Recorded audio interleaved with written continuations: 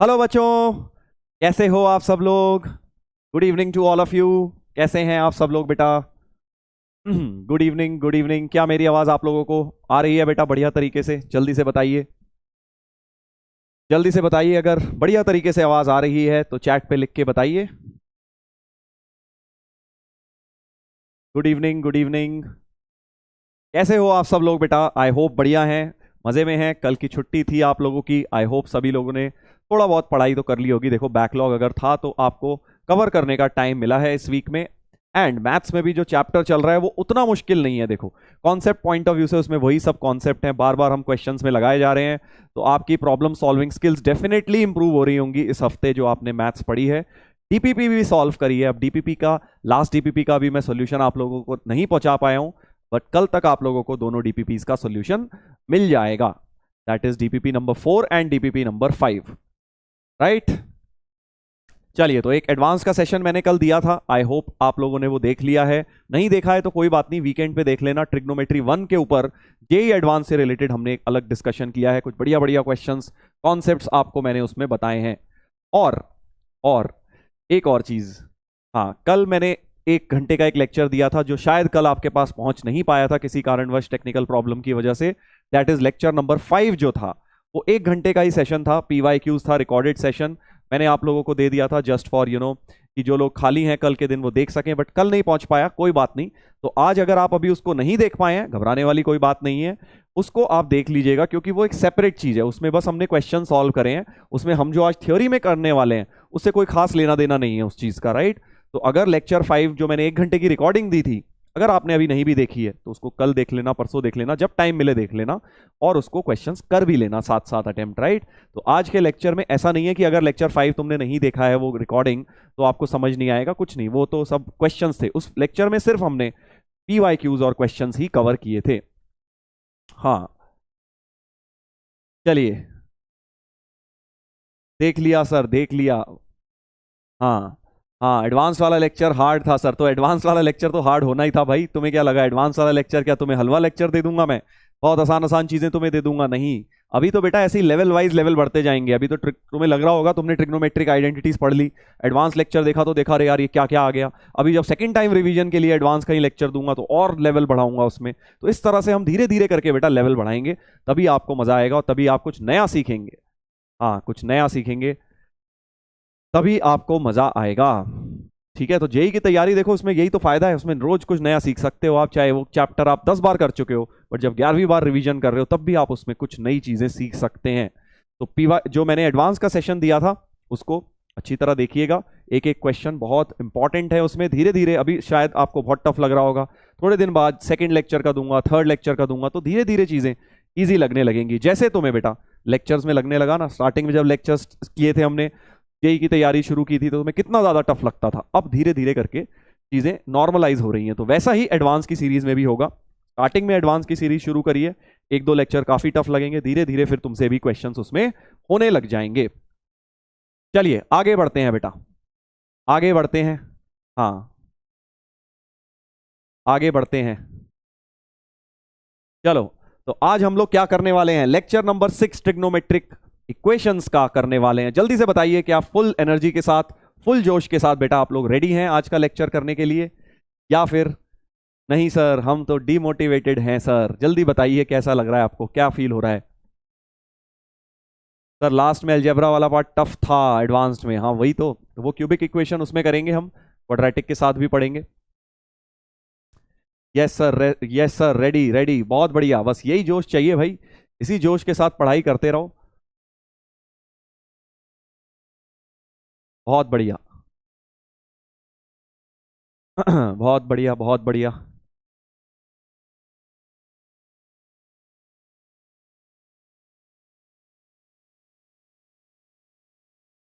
चलिए ग्रेट, तो स्टार्ट करेंगे बेटा। आज का लेक्चर भी बहुत ज्यादा टफ नहीं होने वाला है। अगर तुमने अभी तक ट्रिग्नोमेट्रिक इक्वेशन पढ़ाई ढंग से करी है, डीपीपीज वगैरह भी सॉल्व कर ली हैं, 3 डीपीपीज जो मैंने पहले दी थी अगर उतनी भी कर ली हैं, चौथी और चौथी वाली नहीं भी करी है, तो भी आज का लेक्चर आपको कोई बहुत ज्यादा मुश्किल नहीं लगने वाला, राइट।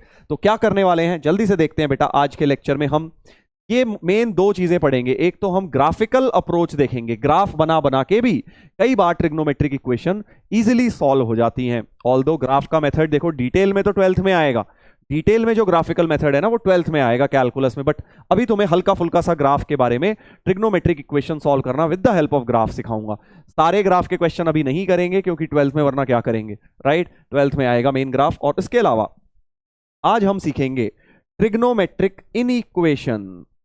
इनइक्वेशन समझ गए ना भाई, इनइक्वालिटी का साइन। अब मान लो sine x less than half आ गया, sine x greater than half आ गया, इस तरह का। अभी तक sine x equal to half तुम सॉल्व करते थे, अब greater, less, greater than, equal to, ये सब साइन आने लग जाएंगे हमारे पास। तो आज का काम मेनली ये दो चीजें हैं, और साथ में कुछ प्रॉब्लम्स तो हम करेंगे ही करेंगे, राइट। तो बहुत मजा आने वाला है आज के लेक्चर में।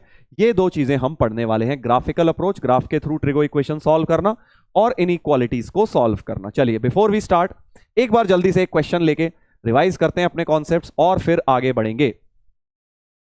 चलिए तो एक क्वेश्चन है, देखिए क्या है। वैल्यू ऑफ एक्स इन 0 से 2 पाए विच सेटिस्फाई द इक्वेशन दिस। तो एक इक्वेशन दी है प्यारी सी, और बोल रहे हैं कि भाई इस इक्वेशन को सेटिस्फाई कर रही है जो एक्स वो एपी में है, उसकी कॉमन डिफरेंस बताओ एपी की, दैट इज द क्वेश्चन। ठीक है सर, तो एपी वगैरह बाद में देखेंगे, पहले तो इक्वेशन देखें कि साइन एक्स। अब देखो रूट एट तो क्या होता है, रूट 8 तो होता है 2√2, और रूट कॉस स्क्वायर एक्स क्या होता है भाई, जल्दी बताओ। रूट कॉस स्क्वायर एक्स जो है इसको क्या लिखोगे, रूट कॉस स्क्वायर एक्स को क्या लिखेंगे, जल्दी से बताइए। वेब क्रैश हो रहा है, कुछ लोग लिख रहे हैं वेब क्रैश हो रहा है, वेब वाले में शायद चल नहीं रहा है, तो देख लीजिए।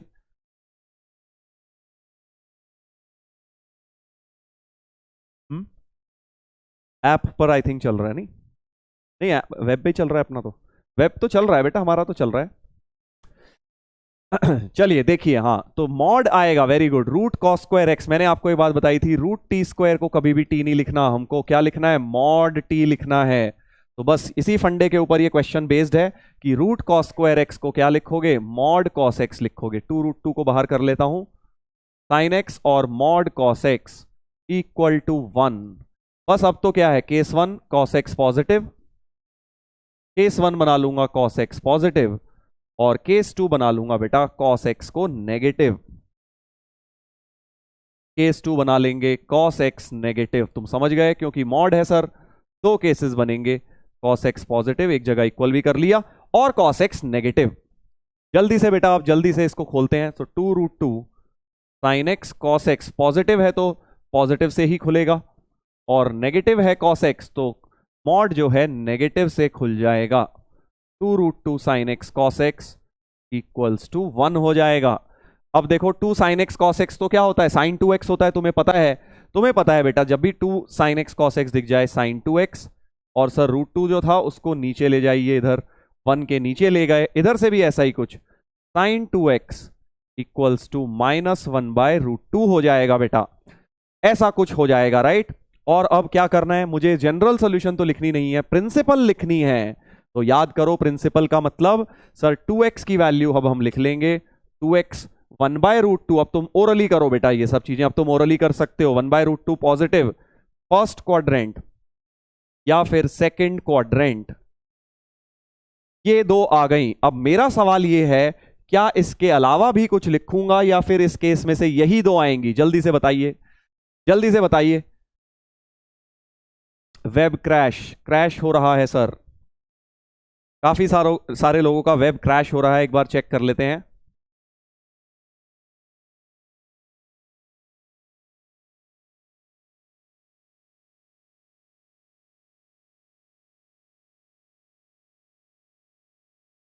somebody saying क्रोम में प्रॉब्लम आ रही है।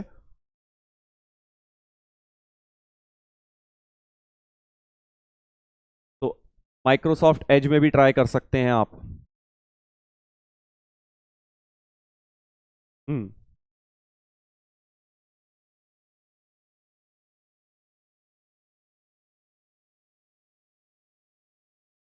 हाँ वेरी गुड, काफी बढ़िया। एक चीज जो मैं पूछना चाह रहा था सभी बच्चों ने, बेटा कंसंट्रेट करें, यहां पे दो सॉल्यूशन तो ये हैं, बट सर क्योंकि यहां 2x है, डबल एंगल है 2x, तो आपने बताया था सर जब 2x होता है, क्योंकि x की रेंज 0 से 2 पाए है, तो एक चक्कर और घूमना पड़ेगा, 2x में क्या करना पड़ेगा, 0 से 4 पाई तक जाना पड़ेगा बेटा। Very good. तो यानी कि आपको यहां पे क्या लिखना है, 2 पाई प्लस पाई बाय 4 और 2 पाई प्लस 3 पाई बाय 4 भी लिखना चाहिए, क्योंकि 2 साइकिल में हमें घूमना होगा। याद आया ना, 2x होता है प्रिंसिपल सॉल्यूशन में, फर्स्ट लेक्चर में ये बात करी थी कि 2x है तो 2 साइकिल, 3x है तो 3 साइकिल्स घूमेंगे। शाबाश, बहुत बढ़िया। बस अब क्या है, जरा सिंप्लीफाई करो। सो 2x की वैल्यू हो गई पाई बाय 4, 3 पाई बाय 4, और इसको एलसीएम लो, 4 2 8, 9 पाई बाय 4 और 12 8 9 10 11 पाई बाय 4। 2 से डिवाइड कर दीजिए तो x हो गया pi by 8, 3 pi by 8, 9 pi by 8 और 11 पाई बाय 8। 4 दिख रही हैं सर यहां से। अब मेरा क्वेश्चन ये है कि फर्स्ट केस, अभी सेकंड केस की तो बाद में बात होगी, क्या फर्स्ट केस में और सॉल्यूशन ये जो 4 आ रही हैं इनमें से कोई रिजेक्ट होगा या एक्सेप्ट? सारे के सारे ले लूं, जल्दी से बताइए, जल्दी से बताइए। हाँ,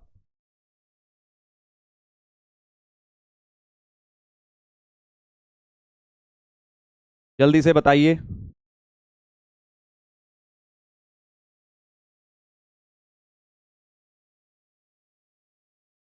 क्या कोई इसमें से रिजेक्ट होगा या सारे के सारे एक्सेप्ट होंगे? हाँ,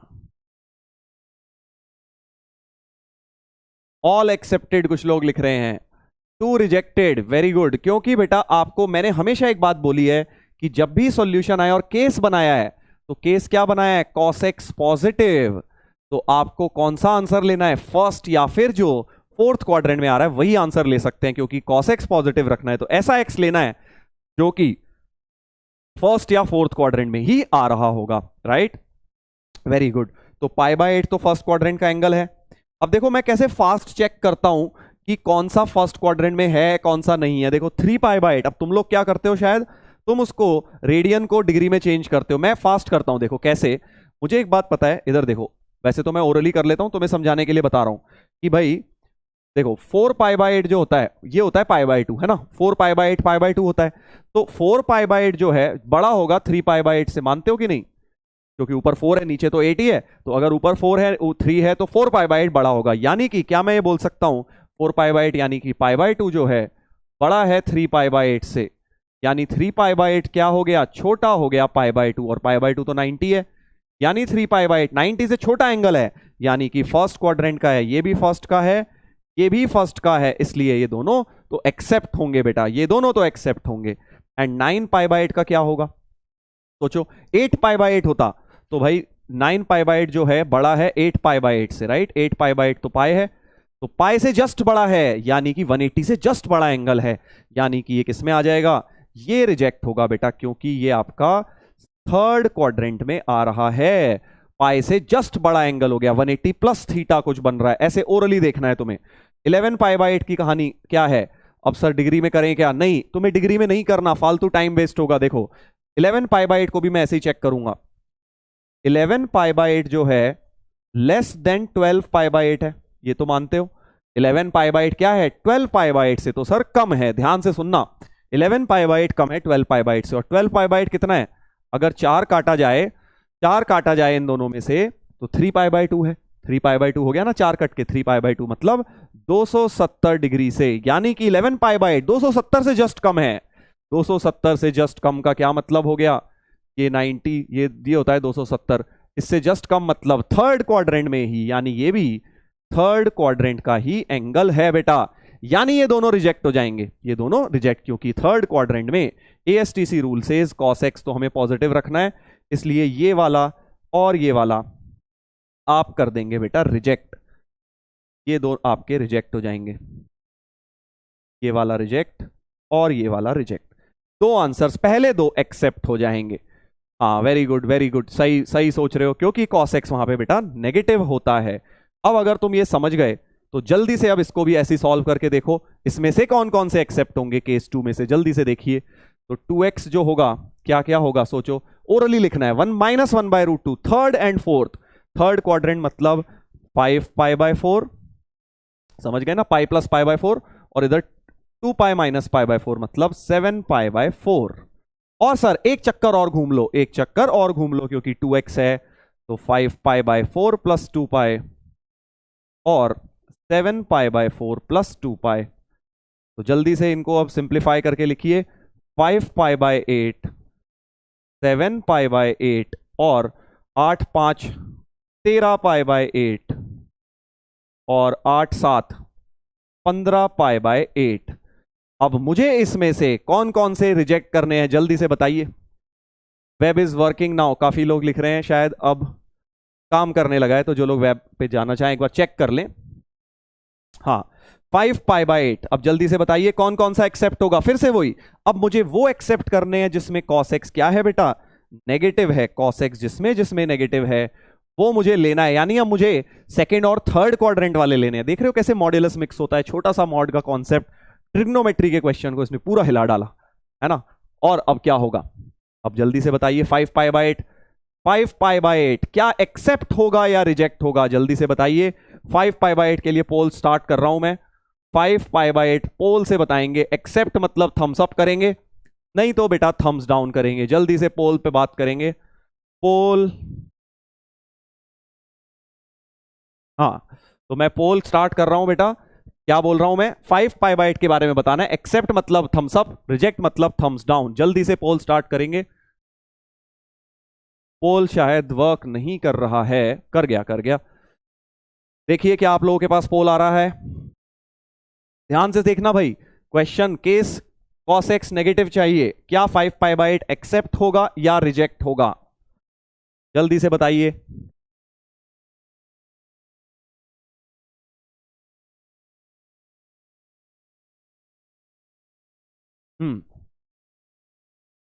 देखते हैं क्या है आंसर, क्या आप लोगों ने आंसर निकाला है, जरा देखा जाए।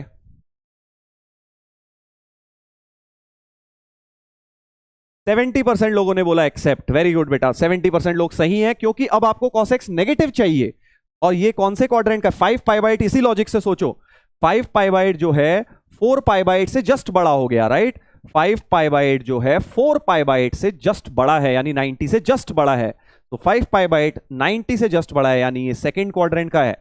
7 पाई बाय 8 90 से, वो सॉरी 180 से जस्ट छोटा है, क्योंकि 8 पाई बाय 8 होता तो 180 होता, 8 से जस्ट कम है, तो ये भी तुम्हारा सेकंड क्वाड्रेंट में है, क्योंकि 180 से कम सेकंड में आता है, यानी ये दोनों में सेकंड है। दोनों एक्सेप्ट, क्योंकि सेकंड में cos नेगेटिव होता है बेटा, समझ गए ना। और 13 पाई बाय 8 सोचो, 12 पाई बाय 8 तुम्हें पता है क्या होता है, 12 पाई बाय 8 तो सर होता है 3 पाई बाय 2, तो 13 पाई बाय 8 इससे जस्ट बड़ा है, 13 पाई बाय 8 इससे जस्ट बड़ा है, यानी 270 से जस्ट बड़ा हो गया। ये वाला तो 270 है, ये 270 है, इससे जस्ट बड़ा हो गया, यानी ये फोर्थ में चले गया और ये भी फोर्थ में चले गया बेटा। और फोर्थ में तो cos पॉजिटिव होता है, बट हमें तो cos नेगेटिव चाहिए, तो ये दोनों को रिजेक्ट कर दो, इन दोनों को बेटा रिजेक्ट कर दो। तो फाइनल दो आंसर यहां से मिल गए, वेरी गुड वेरी गुड। तो फाइनल आंसर क्या हो गया, मैं ऊपर लिख देता हूं। आंसर जो होगा इसके, x की वैल्यू एक आई पाई बाय 8, उसके बाद आई 3 पाई बाय 8, उसके बाद जो आई वहां से 5 पाई बाय 8 और 7 पाई बाय 8। ये हमारे 4 सॉल्यूशंस आए। बट उन्होंने कुछ और ही पूछा था। उन्होंने क्या पूछा है, उन्होंने बोला है कि भाई ये एपी में है, इंक्रीजिंग एपी, कॉमन डिफरेंस क्या है। तो इन चारों में क्या कॉमन डिफरेंस आ रहा है, देख लीजिए क्या कॉमन डिफरेंस आ रहा है सर, 2 पाई बाय 8 यानी पाई बाय 4। ए ऑप्शन आ गया, ए ऑप्शन आ गया बेटा, राइट। तो बहुत प्यारा क्वेश्चन है, बहुत बढ़िया क्वेश्चन है, क्योंकि इसमें मॉड्यूलस का जो फंडा है, बेसिक मैथ में जो सीखा था, वो ट्रिग्नोमेट्री के साथ मिक्स करके पूछ लिया गया है, राइट। शाबाश, बहुत बढ़िया बहुत बढ़िया। तो ये बढ़िया बढ़िया क्वेश्चन है, जिसका भी बेटा ये वेब ओपन नहीं हो पाया, कुछ भी हो पाया, तो कोई दिक्कत नहीं है, आप इसको देख लीजिएगा, वीडियो जब आपके पास पहुंच जाएगा बाद में, तो इस क्वेश्चन को देख लीजिएगा, राइट, अगर आपका बीच में रह गया आधा अधूरा ये वाला तो। चलिए आगे बढ़ते हैं। अब हम आगे बढ़ेंगे बेटा, आज की क्लास का नया टॉपिक स्टार्ट करेंगे। हाँ, नया टॉपिक स्टार्ट करेंगे।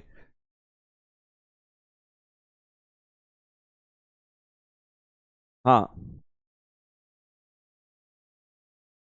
सर, स्क्रीन पे लाइट आ रही है बेटा, वो आपका मेरे को चैट दिख रही होती है ना, उस चीज की लाइट दिखती है व्हाइट कलर की, क्योंकि वहां पे चैट ऑन है, इसलिए आपको हल्की सी लाइट दिखती है वो।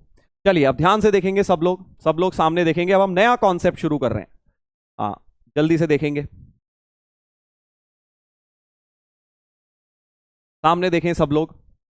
तो हम लोग अब क्या कर रहे हैं, अब ग्राफिकल अप्रोच सीख रहे हैं। अभी तक हम ट्रिग्नोमेट्रिक इक्वेशन सॉल्व करते थे, तो हम कुछ साइन एक्स को टी, कॉस एक्स को t, quadratic, factorisation, CD formula, इन सब की मदद से हमने रेंज, पिछले क्लास में हमने रेंज के थ्रू भी ट्रिग्नोमेट्रिक इक्वेशन सॉल्व करी, राइट। तो अब हम बिल्कुल ही एक डिफरेंट अप्रोच ले रहे हैं, ग्राफ बना के भी हम ट्रिग्नोमेट्रिक इक्वेशन सॉल्व कर सकते हैं। अगर आपको याद हो, जो डीपीपी नंबर 3 का लास्ट सवाल था वो टफ वाला, वो भी मैंने ग्राफ बना के ही किया था, तो वो भी एक्चुअली ग्राफिकल अप्रोच ही थी, राइट। तो ग्राफिकल अप्रोच है क्या, बेसिकली ग्राफ बना के हम नंबर ऑफ सॉल्यूशंस बता सकते हैं इजीली। तो जब भी, कब लगाना है, देखो ग्राफिकल अप्रोच लगाना कब है सर, पहली बात, जब भी नंबर ऑफ सॉल्यूशंस पूछा जाए तो दो चीजें देखनी है तुम्हें ग्राफ बनाते वक्त। सबसे पहला तो, क्योंकि ग्राफ से कभी एग्जैक्ट सॉल्यूशन नहीं बता सकते कि x इक्वल टू 30 डिग्री आएगा, 45 डिग्री आएगा, मतलब वो भी कर सकते हो, उसके लिए बहुत प्रिसाइज ग्राफ पेपर पे बनाना पड़ेगा। हमारे पास वो सब तो है नहीं, हम तो एक रफ ग्राफ बनाने वाले हैं। तो ग्राफ कब बनाएंगे, जब आपको नंबर ऑफ सॉल्यूशन पूछा होगा। पहली चीज, number of solutions is asked, ये नहीं पूछा कि क्या सॉल्यूशन है, ये पूछा है कितनी सॉल्यूशन है, तो वो क्वेश्चन ग्राफ से हो सकता है। अब इसका ये मतलब नहीं है जब भी नंबर ऑफ सॉल्यूशन है ग्राफ लगा दिया सर हमने, नहीं। दो चीजें देखनी है, पहली चीज है जब नंबर ऑफ सॉल्यूशन, और दूसरी चीज बेटा कि जब आपके पास उल्टे सीधे फंक्शंस आ जाएं एक ट्रिगो इक्वेशन में। सर इसका क्या मतलब हुआ उल्टे सीधे फंक्शन का, बेटा देखो जैसे इसमें देखो, एक साइन एक्स आ गया ट्रिग्नोमेट्री, और एक लीनियर फंक्शन आ गया। उल्टे सीधे का मतलब है मिक्स्ड फंक्शंस आ गए भाई, एक ट्रिग्नोमेट्री दिख रहा है, एक लॉग फंक्शन दिख गया सपोज, एक ट्रिग्नोमेट्री दिख गया, एक एक्सपोनेंशियल 2 की पावर x दिख गया, एक ट्रिग्नोमेट्री दिख गया, और एक सपोज x स्क्वायर दिख गया, आगे क्वाड्रेटिक भी दिख जाएगी, राइट। तो जब उल्टे सीधे फंक्शन मिक्स हो रहे हैं तो 100% ग्राफ से सॉल्व होने वाला है। अगर ट्रिग्नोमेट्री और ट्रिग्नोमेट्री है फिर मत ग्राफ लगाओ, मतलब तब भी लगा सकते हो, बट और भी अप्रोचेस तब तुम लगा सकते हो। तो ग्राफिकल अप्रोच कब लगाओगे, तो दो चीजें देखनी है, सबसे पहले नंबर ऑफ सॉल्यूशन पूछा हो, दूसरी चीज mixed functions are there, mixed functions are present in trigo equation. जो इक्वेशन है उसमें मिक्स फंक्शंस हैं, मिक्स मतलब ट्रिग्नोमेट्रिक फंक्शन भी है, जैसे कि यहां इस एग्जांपल में आप देख सकते हो। तो जैसे कि एक और एग्जांपल लिख देता हूं, से tan x equal to x square, suppose कुछ भी ऐसे कुछ लिख दिया, tan x equal to x square. तो ये क्या है, एक मिक्स्ड फंक्शन टाइप हो गया, ट्रिग्नोमेट्री भी आ रही है और क्वाड्रेटिक फंक्शन भी। तो ऐसे में हम ट्रिग्नोमेट्री के अपने फंडे फेल हो जाएंगे पुराने वाले, हम इसमें ग्राफ से बस नंबर ऑफ सॉल्यूशंस ही बता पाएंगे, समझे। हाँ, तो अब ध्यान से देखिए कैसे निकालेंगे। तो मैं क्या कह रहा हूं, अब मुझे निकालना है, जैसे इस क्वेश्चन से समझते हैं, मुझे निकालना है कि भाई नंबर ऑफ सॉल्यूशंस बताइए sin x equal to x by 10 के। तो मैं दोनों चीजों का ग्राफ बनाऊंगा, LHS का ग्राफ बनाएंगे, इसका ग्राफ बनाएंगे, और इसका भी ग्राफ बनाएंगे, और दोनों जितनी बार इंटरसेक्ट करेंगे उतने सॉल्यूशन हो जाते हैं, क्योंकि ग्राफ जितनी बार इंटरसेक्ट कर रहे हैं मतलब वहां वहां फंक्शन इक्वल हो रहे हैं, ये भी इक्वल होगा, ये भी इक्वल हो जाएगा। तो अगर आपको LHS इक्वल टू RHS रखना है तो दोनों के ग्राफ बना के उनके number of intersection points count कर लीजिए। तो प्रोसेस क्या रहेगा, plot the graphs of LHS and RHS and check number of points of intersection. हम ये देख लेंगे कि भाई कितनी बार वो दोनों ग्राफ टकरा रहे हैं, उतने उनके सॉल्यूशन हो जाएंगे, राइट। चलिए अब जल्दी से देखते हैं। हाँ, ये लिखा है मिक्स्ड फंक्शंस। मिक्स्ड मतलब कि एक ट्रिग्नोमेट्री है, अभी लॉग आ जाएगा, 12th में जाएंगे तो लॉग भी आ जाएगा, मॉड्यूलस ऑफ लॉग, कुछ भी उल्टे सीधे ट्रिग्नोमेट्री के अलावा कुछ और भी आ गया तो आप समझ जाइए वो क्वेश्चन ग्राफ से सॉल्व होगा। अभी तुम्हें PYQ भी 1-2 कराऊंगा, पहले ये देख लो जरा। हाँ, तो अब हम ग्राफ बनाएंगे भाई, अब देखो ग्राफ जो sin x का है, तुम्हें पता है sin x का ग्राफ तो ऐसा चलता जाता है ना भाई, ये ग्राफ होता है sin x का, इधर तक होता है। अब मुझे कैसे पता कि कितना ग्राफ बनाऊं, sin x का ग्राफ तो इंफिनिटी तक चलता है। अब बहुत प्यारी सी चीज बता रहा हूं, देखो मैं क्या बोल रहा हूं कि भाई sin x का ग्राफ कहां तक बनाऊंगा। देखो बहुत केयरफुली सुनना, राइट साइड का ग्राफ अगर देखें, देखो sin x की मैक्सिमम वैल्यू 1 होती है, राइट। ध्यान से सुनेंगे, sin x तो 1 से छोटा ही होगा, यानी जब मैं x 10 से बड़ा रखूंगा तो वैसे ही बेकार है मेरे लिए, समझे। अगर x में 10 से बड़ा रख, क्योंकि x 10 पे क्या हो रहा है, राइट साइड 1 हो जा रही है, तो 10 से बड़ा कुछ भी x रखना मेरे लिए यूजलेस है, क्योंकि मुझे पता है 10 से बड़ा कोई सॉल्यूशन नहीं आ सकता, क्योंकि 10 डाल के 10 कहां से आया दिमाग में, क्योंकि 10 10 कट जाएंगे, राइट। 10 से बड़े में RHS क्या होगा, 1 से बड़ा हो जाएगा, और sin x कभी भी 1 से बड़े के बराबर नहीं हो सकता।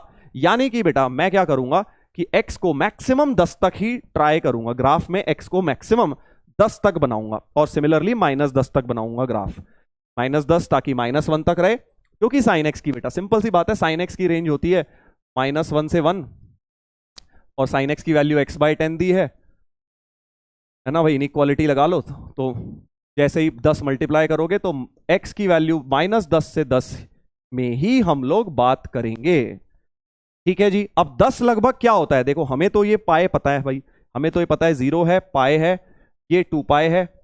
अब 10 लगभग कहां होता है, सोचो 3 पाए की लगभग वैल्यू कितनी होती है, 3 इंटू 3.14, 3 इंटू 3.14, यानी 3 पाए के आसपास कहीं 10 आ जाएगा। इनफैक्ट 3 पाए से जस्ट बड़ा होगा, क्योंकि 3 पाए की वैल्यू देखो क्या है, 9.42 है, राइट। 3 पाए की लगभग वैल्यू 9.42 है। तो मैं ये सब तुम्हें बता रहा हूं कि मेरे दिमाग में क्या चल रहा है, ग्राफ बनाते वक्त क्या क्या दिमाग में चल रहा है, कि भाई मेरे को ग्राफ sin x का 10 से आगे जाना नहीं है, क्योंकि 10 के बाद तो ये राइट साइड बड़ा हो जाएगा 1 से, और 10 मतलब लगभग 3 पाए के आसपास, तो मैंने लगभग 3 पाए तक ग्राफ बना दिया। ऐसे ही बेटा -3 पाए तक भी बना देता हूं, ये हो गया -3 पाए तक ग्राफ, ठीक है जी। ये हो गया -3 पाए वाला पॉइंट। देख लीजिए क्या इतनी बात सही है, क्या इतनी बात सही है। मैंने sin x का ग्राफ तो बनाया है, नीट एंड क्लीन काम करने वाला है भाई। देखो ग्राफिकल अप्रोच ऐसे ही नहीं कि बस तुम जल्दबाजी में लगा के आगे बढ़ गए, प्रॉपरली तमीज से ग्राफ बनाओगे, और उसके बाद तुम नीट एंड क्लीन काम करोगे। थोड़ा भी ऊपर नीचे कर दिया तो नंबर इंटरसेक्शन पॉइंट गड़बड़ हो जाएंगे, और फिर आंसर गलत आ जाएगा। चलिए तो ये बात हो गई। सर x तो डिग्री में है, नहीं बेटा x डिग्री में नहीं होता, यहां x रेडियन में होता है। जब भी ये सब इक्वेशंस में x रेडियन में होता है, हमारे ग्राफ में भी तो x रेडियन में होता है। तो x is not in degree, x is in radiance. कुछ लोग चैट पे पूछ रहे हैं सर x तो डिग्री में है, नहीं, x रेडियंस में है बेटा। x जो है रेडियन में है, वो 10 डिग्री नहीं है। कभी भी जब भी सॉल्यूशन इस तरह की आएंगी, x हमेशा रेडियन में लेना है तुमने, x की वैल्यू हमेशा रेडियन में होगी। चलिए तो लेफ्ट साइड का ग्राफ तो बन गया, लेफ्ट साइड का ग्राफ बन गया। अब राइट साइड का बनाते हैं। राइट साइड का ग्राफ देखो क्या है, y = x/10 है। अब y = x/10 तो कैसा ग्राफ है, एक लीनियर ग्राफ है, स्ट्रेट लाइन, क्योंकि लीनियर इक्वेशन इन 2 वेरिएबल है। लीनियर इक्वेशन इन 2 वेरिएबल का ग्राफ तो में यार आता है कि भाई हम 1 2 x और y की वैल्यू छाट छाट के डाल लेंगे और अपना ग्राफ बना लेंगे। जैसे x 0 डालेंगे तो y भी 0 आ जाएगा, x 0 डालेंगे y 0 आ गया, और x 10 डालने पे y 1 आ गया, राइट। एक और ले लो, x को -10 डाल लूं तो y -1 आ जाएगा। तो ये 3 पॉइंट्स की मदद से अब मैं इस लीनियर इक्वेशन को सॉल्व करूंगा। चलिए, एक है 0 पे 0। अब जरा ध्यान से देखना भाई, ध्यान से देखेंगे। एक है 10 पर 1, x 10 डालने पे, और 10 तुम्हें पता है जस्ट इसके आगे होगा। 10 कहां होगा, इसके जस्ट आगे, क्योंकि 3 पाए 9.42 था, तो 10 इसके आगे होगा। 10 पे 1 ये हो गया, क्योंकि ये वाला पॉइंट अपना 1 है ही, ये वाला पॉइंट बेटा y = 1 है ही। तो 10 पे 1, 10,1 मतलब बेसिकली आपका ये वाला पॉइंट हो गया। 10,1 इज दिस पॉइंट, ठीक है सर। -10,1 लगभग ऐसे ही -3 पाए के इधर होगा, -10,-1 ये वाला पॉइंट होगा। -10,-1 थर्ड क्वाड्रेंट में वहां होगा। तो मेरे पास ये 3 हरे डॉट हो गए, एक ये 0 0, एक ये और एक ये। इन तीनों डॉट्स को ज्वाइन करके मुझे स्ट्रेट लाइन मिल जाएगा y = x/10, राइट। तो जल्दी से y = x/10 बना रहा हूं। y = x/10, इन तीनों हरे डॉट्स को ज्वाइन कर लेता हूं। देख लीजिए, इन तीनों हरे डॉट्स को मैंने ज्वाइन कर दिया बेटा। लगभग इस तरह का ग्राफ बन गया, राइट। इस तरह का ग्राफ बन गया। बस अब देख लो कितने इंटरसेक्शन पॉइंट आ रहे हैं इस स्ट्रेट लाइन के, पर्पल वाली लाइन और ऑरेंज वाले ग्राफ के, कितने इंटरसेक्शन पॉइंट्स हैं। जल्दी से देखिए, लाल कलर से मार्क कर रहा हूं। 1 2 3 4 5 6 और 7 इंटरसेक्शन पॉइंट्स हो गए। 7 इंटरसेक्शन पॉइंट्स हो गए, यानी sin x = x/10 के कितने सॉल्यूशंस होंगे? Number of solutions is 7, right. 7 solutions होंगे इसके। 7 सॉल्यूशंस होंगे। तो बहुत प्यारा क्वेश्चन है। इस तरह से आप ग्राफिकल अप्रोच लगाएंगे जब आप उनके दोनों के ग्राफ बनाएंगे। दोनों के ग्राफ बना दिए और बेटा गिन लिए वो कितनी बार इंटरसेक्ट कर रहे हैं। अभी 1-2 क्वेश्चन और कराएंगे तो और क्लियर हो जाएगा। तो दोबारा से एक बार देखो, पूरा प्रोसेस रिपीट कर रहा हूं। सबसे पहले तो मैंने ये देखा कि भाई अपना जो ग्राफ है वो x 10 से आगे बढ़ने का मुझे वैसे ही फायदा नहीं है, क्योंकि 10 के आगे 1 से बड़ा हो जाएगा राइट साइड, तो इसलिए 10 से आगे कोई सॉल्यूशन नहीं आएगा। लाइन देखो ऊपर निकल जाएगी, 1 से ऊपर निकल जाएगी और हमारा साइन एक्स का ग्राफ तो नीचे नीचे ही चलता जाएगा, लाइन ऊपर निकल जाएगी, कोई सॉल्यूशन नहीं आएगा। तो बस क्या है, -10 और 10 लगभग 3 पाई हो गया। तो साइन एक्स का ग्राफ 3 पाई -3 पाई तक बना लिया और लाइन का ग्राफ बना लिया। बस दोनों के इंटरसेक्शन पॉइंट देख लिए, हो गया काम। क्या ये बात क्लियर हो गई है? चलो एक और क्वेश्चन तुम्हें दिखाता हूं तो और अच्छी तरह से क्लियर हो जाएगी। एक और क्वेश्चन करते हैं, एक और करेंगे। चलिए सेकंड प्रॉब्लम पर आएंगे बेटा। देखिए क्या है, maximum of sine x comma cos x. ऐसे ग्राफ बनाने भी तुम्हें आने चाहिए। देखो मैं तुम्हें अभी ग्राफ का ना एक हल्का फुल्का आइडिया दे रहा हूं, वैसे तो 12th में आएंगे मेनली ग्राफ, बट इस तरह के ग्राफ, दो फंक्शन के मैक्स का भी ग्राफ बनाना थोड़ा सा सीख लो कैसे बनता है। तो क्या ग्राफ बनाना है, लेफ्ट साइड क्या है, maximum of y is equal to maximum of, max मतलब दोनों में से जो बड़ा है, sine x comma cos x, दोनों में से जो बड़ा है उसका ग्राफ मैं बनाऊंगा। ठीक है सर। और राइट साइड तो y इक्वल टू हाफ है ही, ये तो बड़ा आसान है, y इक्वल टू कॉन्स्टेंट। तुम्हें पता है x एक्सिस के पैरेलल लाइन होती है, फंक्शंस में हमने ग्राफ देखा था y इक्वल टू c का ग्राफ कैसा होता है। तो y इक्वल टू हाफ का सब बना लेंगे, ये है मेन चीज। तो अब ध्यान से देखो भाई कैसे बनेगा, ध्यान से देखेंगे सब लोग सामने, सब लोग केयरफुली देखेंगे। तो पहले मैं क्या कर रहा हूं, साइन एक्स का बना लेता हूं और 2 पाई तक बना रहा हूं। अभी मैं 2 पाई तक क्यों बना रहा हूं सर, वहां तो -2 पाई से 5 पाई लिखा है, आप 2 पाई तक क्यों बना रहे हो?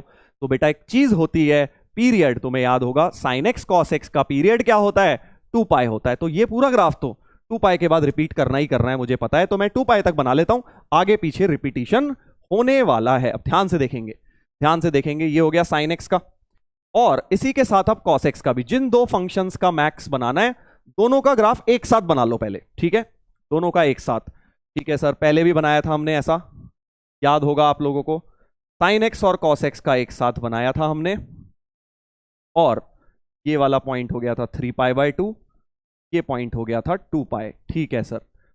और ये मिलते कहां कहां हैं, याद करिए, ये ग्राफ कहां कहां मिलते हैं, ये वाला पॉइंट क्या होता है और ये वाला क्या होता है, जल्दी से बताइए। ये मैं आप लोगों को बता चुका हूं बेटा, ट्रिग्नोमेट्री 1 में हम ये देख चुके हैं कि साइन एक्स और कॉस एक्स कहां मिलते हैं, फर्स्ट क्वाड्रेंट में। पाई बाय 2 से कम में कहां मिलते हैं, याद करो, पाई बाय 4 पे इक्वल होते हैं। तो sine x equal to cos x कहां कहां होते हैं, sine x equal to cos x मतलब tan x1 हो गया ना, कॉस को नीचे ले आओ। तो tan x1 कहां कहां होता है यार, ऐसे बता दो ना सीधे सीधे। tan x1 एक तो 45 पे होता है सर, एक पाई प्लस पाई बाय 4 पर भी हो जाता है, यानी 5 पाई बाय 4 ही लिख देता हूं सीधे। ये वाला पॉइंट 5 पाई बाय 4 है। तो पहले आपको इतना काम करना है, बस क्या करना है, जिस भी दो के मैक्सिमम का ग्राफ बनाना है उन दोनों को एक साथ बना लेना है, उनके इंटरसेक्शन पॉइंट प्यार से लिख लेने हैं हमको। ये पाई बाय 4 था, राइट। हाँ, अब जरा सामने देखेंगे सब लोग। अब बहुत इंपॉर्टेंट चीज आ रही है बेटा, पेन वेन साइड में रख दो जरा और 1 मिनट के लिए सुनो कि मैं क्या कर रहा हूं, कैसे मैं दोनों फंक्शंस का मैक्सिमम का ग्राफ बनाऊंगा। ठीक है, ये पीला वाला ग्राफ किसका है, कॉस एक्स का है, और वैसे तो मैं तुम्हें बता ही चुका हूं यार ये चीज, ये वाला अपना पर्पल वाला साइन एक्स का है। थोड़ा बहुत तुम्हें साइन वर्सेस कॉस का तो मैंने करा ही दिया था ना। अच्छा हाँ, साइन वर्सेस कॉस तो करा दिया, अब तुम बड़ी इजीली बता दोगे। दोनों में मैक्सिमम मतलब जो दोनों में बड़ा है, राइट, जो दोनों में बड़ा है उसे लेना है। अब ध्यान से देखो भाई, ये बात मैं तुम्हें पहले भी बता चुका हूं कि अगर दोनों में से बड़ा ढूंढना है तो y axis point of view से बड़ा, याद करो, इस वाले रीजन में कॉस बड़ा है, पीला वाला ग्राफ ऊपर है, पर्पल वाला नीचे है, तो यहां से 0 से पाई बाय 4 पीला ग्राफ हो जाएगा, क्योंकि मैक्स चाहिए हमें, क्या चाहिए, दोनों में से बड़ा चाहिए। तो 0 से पाई बाय 4 ये हो गया। उसके बाद ये पर्पल ग्राफ ऊपर आ गया, पीला नीचे चले गया, तो यानी पर्पल बड़ा है, साइन एक्स बड़ा ग्राफ है, यानी साइन एक्स लेंगे यहां तक। इसके बाद फिर पीला ग्राफ ऊपर आ गया, पर्पल नीचे चले गया, यानी इसके बाद हम फिर से पीला ग्राफ ले लेंगे। तो ये मैं तुम्हें बता चुका हूं यार, साइन वर्सेस कॉस में भी बिल्कुल सेम एनालिसिस करी थी, और तुम लोगों को पता है कि भाई दोनों में से बड़ा कौन सा है, तो ये वाला ग्राफ बड़ा है, देखो यहां पे व्हाइट कलर से ले रहा हूं, ये वाला बड़ा है इतने रीजन में, तो ऐसा। उसके बाद ये वाला बड़ा हो गया, तो व्हाइट कलर से अब मुझे फाइनल ग्राफ मिल रहा है, तो व्हाइट कलर से मुझे फाइनल ग्राफ मिल रहा है। और फिर अब पीला आ गया ऊपर, उसके बाद अब पीला आ गया, पूरे पूरे टाइम पीला वाला ही ऊपर है, cos x ही ऊपर है, sin x तो नीचे है बेटा। तो ये व्हाइट कलर का जो ग्राफ है, ये ग्राफ अपना किसका हो गया, ये हो गया maximum of sin x cos x का। इतनी बात क्लियर है? sin x cos x का इस तरह से बेटा maximum of sin x cos x का ग्राफ बन जाएगा। हां, अब बताइए, ये तो लेफ्ट साइड का ग्राफ हो गया, अब मुझे y equal to half banana है। अच्छा, y इक्वल टू हाफ तो अब ऐसी लाइन आएगी, एक x एक्सिस के पैरेलल लाइन आएगी, x एक्सिस के पैरेलल लाइन आएगी बेटा। बट अब मुझे समझ नहीं आ रहा, हाफ इसके नीचे से निकलेगी ऐसे या ऊपर से निकलेगी। बेसिकली अब मेरा नेक्स्ट क्वेश्चन मेरे दिमाग में चल रहा है कि y equal to half x axis के पैरेलल तो आएगी, बट क्या नीचे से निकलेगी या ऊपर से निकलेगी, हमें क्या पता।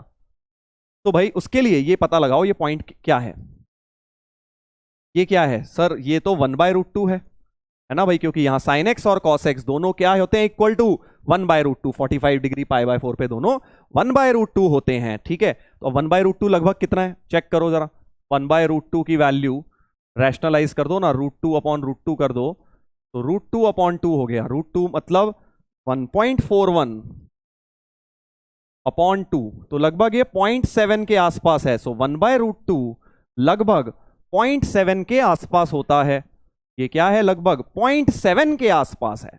अब देखो मुझे पता लग गया, 0.5 जो है वो तो इससे नीचे ही होगा ना, क्योंकि y इक्वल टू हाफ मतलब 0.5 हो गया, ये तो y इक्वल टू 0.5 का जो ग्राफ बनेगा, अब वो बेटा x एक्सिस के जो पैरेलल लाइन आएगी वो नीचे से निकलेगी, ऐसी कुछ डॉटेड बना देता हूं तुम्हें ताकि इजीली दिख जाए। तो ये वाली लाइन अपनी नीचे से निकल रही है, देखो y इक्वल टू हाफ की लाइन हो गई बेटा, y इक्वल टू हाफ की लाइन नीचे से निकलेगी, इस वाले के 0.7 के नीचे से, देखो मैंने निकाली है, राइट, नीचे से निकली है, शाबाश। बस ये इंपॉर्टेंट क्यों है इतना, क्योंकि अगर अभी यही लाइन भाई ऊपर से निकली होती, यही लाइन अगर ऐसे नीचे की जगह बेटा ऐसे ऊपर से चली जाती, तो ये इंटरसेक्शन पॉइंट देखो बदल जाते, number of intersection wide graph के साथ ज्यादा आ जाते, बट अभी तो नीचे से निकल रही है, इसलिए y इक्वल टू हाफ के साथ कितने इंटरसेक्शन पॉइंट्स हो गए सर, एक तो ये हो गया हरे डॉटेड लाइन का और व्हाइट ग्राफ का देखना है ना, ये सब नहीं लेने क्योंकि ये तो ग्राफ ही नहीं है, व्हाइट वाला हमारा ग्राफ है, हमारा ग्राफ कौन सा है, व्हाइट वाला।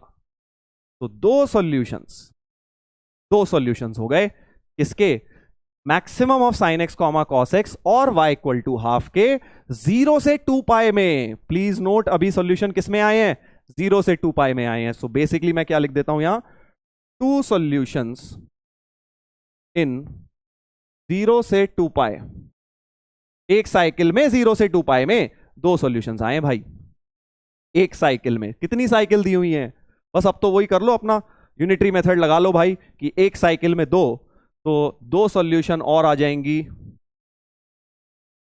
इसमें 2π से 4π में भी, क्योंकि एक चक्कर और हो गया 2π से 4π, बट उन्होंने 5π तक जाने को बोला है, मतलब आधी साइकिल और लेनी है। आधी साइकिल में कितनी सॉल्यूशन है, आधी साइकिल में तो एक सॉल्यूशन है, तो 1 सॉल्यूशन इन 4π to 5π, क्योंकि ये आधी साइकिल हो गई, एक सॉल्यूशन और आ गई, और -2π से 0 भी तो एक पूरी साइकिल होती है भाई, -2π से 0 में भी 2 सॉल्यूशन आएंगी। तो टोटल जोड़ लो भाई आंसर, टोटल आंसर फिर से क्या आ गया, 7 ही आ गया, देखो 2 2 4 6 7 सॉल्यूशंस, ये अपना आंसर हो गया इस क्वेश्चन का, फाइनल आंसर हो गया 7 सॉल्यूशंस। सर हर बार 7 आएगा, नहीं, वो तो कोइंसिडेंस की बात हो गई कि आपका 7 ही निकल कर आ गया। देख लीजिए क्या ये बात क्लियर है आपको। इस तरह से मैंने ग्राफ बनाया है। आई थिंक तुम्हें उतनी दिक्कत नहीं हुई होगी इस वाले में, क्योंकि दोनों में से बड़ा कौन सा है ये हम ट्रिगो 1 में भी पढ़ चुके हैं, राइट। जब हमने साइन वर्सेस कॉस का ग्राफ बनाया था तो आपको याद आ रहा होगा हमने ये चीज करी थी। क्या ये बात क्लियर हो गई है, जल्दी से बताओ बेटा, फिर हम अगले एक PYQ पर आएंगे, जेई के का क्वेश्चन ले लेंगे, ऐसा ही फंडे के ऊपर जो ग्राफ के ऊपर आया है, ग्राफ के ऊपर जो पूछा गया है, जेई का एक क्वेश्चन लेंगे। हाँ, नीचे वाला नहीं लेंगे क्योंकि मैक्स पूछा है। अब कोई कह रहा है सर मिनिमम पूछे तो तुम समझ गए यार, अगर दोनों में से मिनिमम चाहिए तो जैसे मैंने ऊपर वाला लिया ऐसे, यहां पे पीला ले लिया तो यहां पर्पल ले लेते। मैक्स मतलब मिनिमम मतलब जो छोटा है दोनों में से, तो जो नीचे हो रहा होगा उसको ले लेते मिनिमम होता। अगर सिंपल या मैक्स की जगह मिनिमम लिख दूं तो तुम क्या करना, ये नीचे वाला उठा लेना। जो शेड नहीं किया है बेसिकली वो वाला हो जाता ग्राफ, जो शेड नहीं व्हाइट कलर से किया है वो हो जाता। ठीक है भाई, तो ट्रिग्नोमेट्री 1 में मैं क्योंकि ये चीज आपको ऑलरेडी करा चुका हूं इसलिए आप इसको आसानी से समझ गए होंगे, जिन बच्चों ने पढ़ा हुआ है बेटा ट्रिग्नोमेट्री 1। जिन्होंने नहीं पढ़ा है पहले ट्रिग्नोमेट्री 1 में भाई ग्राफ्स वगैरह पढ़ो, उसके बाद की कहानी है, सब बीच में ऐसे समझ नहीं आएगा आपको। चलो अगला एक PYQ ले लेता हूं जल्दी से। PYQ ले लेते हैं बेटा एक क्वेश्चन। अब सर हमें कैसे पता, देखो पहले हम एनालिसिस करेंगे कि क्या ग्राफ लगेगा इसमें। मैंने तुम्हें एक बात बता, क्योंकि एग्जाम में कोई बताएगा थोड़ी पहले से कि भाई ग्राफ यूज करो। एग्जाम में तो भाई पेपर होगा तुम्हारे सामने, अब ट्रिग्नोमेट्री का क्वेश्चन है, तुम्हें क्या पता क्या लगाना है। तो अपने हम लोगों ने दो चीजें देखी थी, याद करो मैंने आपको बोला था दो चीजों देखकर आपको समझ आएगा कि ग्राफ लगना है कि नहीं लगना। नंबर ऑफ सॉल्यूशन पूछी जाएंगी और मिक्स्ड फंक्शंस होंगे, उसके अंदर क्या होंगे, मिक्स्ड फंक्शंस होंगे। तो क्या इसके अंदर नंबर ऑफ सॉल्यूशन है? हाँ सर नंबर ऑफ सॉल्यूशन तो है। और क्या मिक्स्ड फंक्शंस हैं? क्या मिक्स्ड फंक्शन दिख रहे हैं? देखो ट्रिग्नोमेट्री दिख रहा है 10x और x दिख रहा है। x क्या है, लीनियर फंक्शन है, और ट्रिग्नोमेट्री 10x तो ट्रिग्नोमेट्री है। तो साफ समझ आ गया 100% ये क्वेश्चन किससे होगा, ग्राफ से होगा बेटा। तो ये आपको ये होता है थॉट प्रोसेस। एग्जाम में आपको ये थॉट प्रोसेस लगाना है, क्योंकि एग्जाम में तो इतने सारे क्वेश्चंस होंगे, सारे चैप्टर्स के होंगे। अभी तो मैं तुम्हें ग्राफ करा रहा हूं सीधे सीधे बताते जाऊं, बट तुम्हें उसको समझना आना चाहिए कि कैसे हम आइडेंटिफाई करेंगे कि ग्राफ का सवाल करना है। सर लिखने का टाइम नहीं मिलता एक कह रहे हैं, आई थिंक बहुत देर से जागे हैं बेटा। मैंने बहुत टाइम से, हम लोग इस बैच में जुड़े हुए हैं, जो बच्चे उन्हें पता है कि घर पे नोट्स बनाने हैं, साथ साथ समझना है। अगर तुमने समझ भी लिया ना अभी, क्योंकि मैं अभी तुम्हारे साथ हूं, समझा सकता हूं, तुम्हारे कोई डाउट आएंगे तुम चैट पे लिख सकते हो, डाउट में लिख सकते हो, मैं तुम्हें आंसर कर सकता हूं। लिखने का टाइम घर पे है। उसमें एक और फायदा है कि आपका बेटा रिवीजन भी हो जाएगा लेक्चर का, अगर घर पे लिखोगे। घर पे मतलब तुम तो कहोगे सर हम घर पे ही हैं, घर पे इन द सेंस कि आफ्टर द क्लास। हाँ इधर देखिए, अगला वाला क्वेश्चन पे आ जाते हैं। Number of solutions of the equation. तो हमने दोनों चीजें आइडेंटिफाई कर ली, तो हम इसको कैसे लिखेंगे, देखो पहले इसको अच्छी तरह से इक्वेशन लिख लो। 2 tan x equal to π/2 minus x, क्योंकि हमें tan x का ग्राफ आता है, 2 से भी डिवाइड कर देता हूं, तो π/4 माइनस x/2। ऐसा कुछ मैंने ट्रिग्नोमेट्री की इक्वेशन बना ली, थोड़ी टर्म इधर उधर ले जाके tan x की वैल्यू कुछ निकाल ली। क्यों लिखा ऐसे, डायरेक्ट इसका ग्राफ क्यों नहीं बना रहे, क्योंकि आता ही नहीं भाई, हमें तो tan x का आता है ना। तो मैंने लेफ्ट साइड में tan x रख लिया और इधर तो ये स्ट्रेट लाइन बनी जाएगी, लीनियर इक्वेशन। तो बेटा हम दोनों के ग्राफ्स अब बनाएंगे। चलो भाई 10x का बनाया जाए। सर 10x का तो इनफाइनाइट ग्राफ होता है, और इसमें π/2 वगैरह पे दिक्कत भी होती है, याद है ना भाई।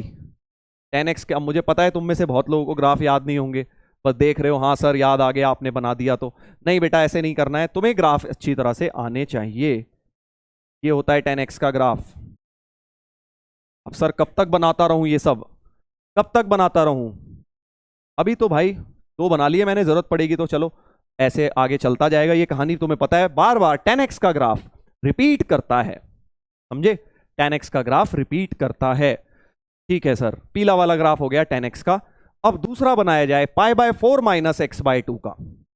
हाँ तो y equal to π/4 minus x/2, वही कहानी की सर हम इसमें x और y की कुछ वैल्यूज निकाल लेंगे, x और y की कुछ वैल्यूज निकाल लेंगे सर, है ना भाई। x क्या डालूं, सोचो कुछ बढ़िया सा सोचा करो, कुछ बढ़िया सा। क्या बढ़िया सा सर, x को 0 डाल लेते हैं, इससे बढ़िया क्या होगा। x0 तो y π/4, x0 तो y π/4,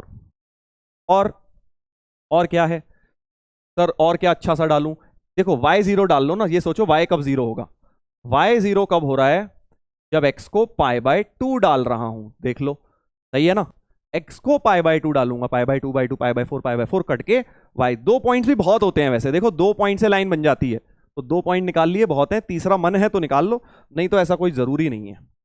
चलो इन दोनों से बनाते हैं, इन दोनों की मदद से बनाया जाए। पहला पॉइंट है 0, π/4, तो x0 y π/4 यहां होगा, 0 π/4 तुम्हारा पॉइंट y एक्सिस का पॉइंट है x0, ठीक है।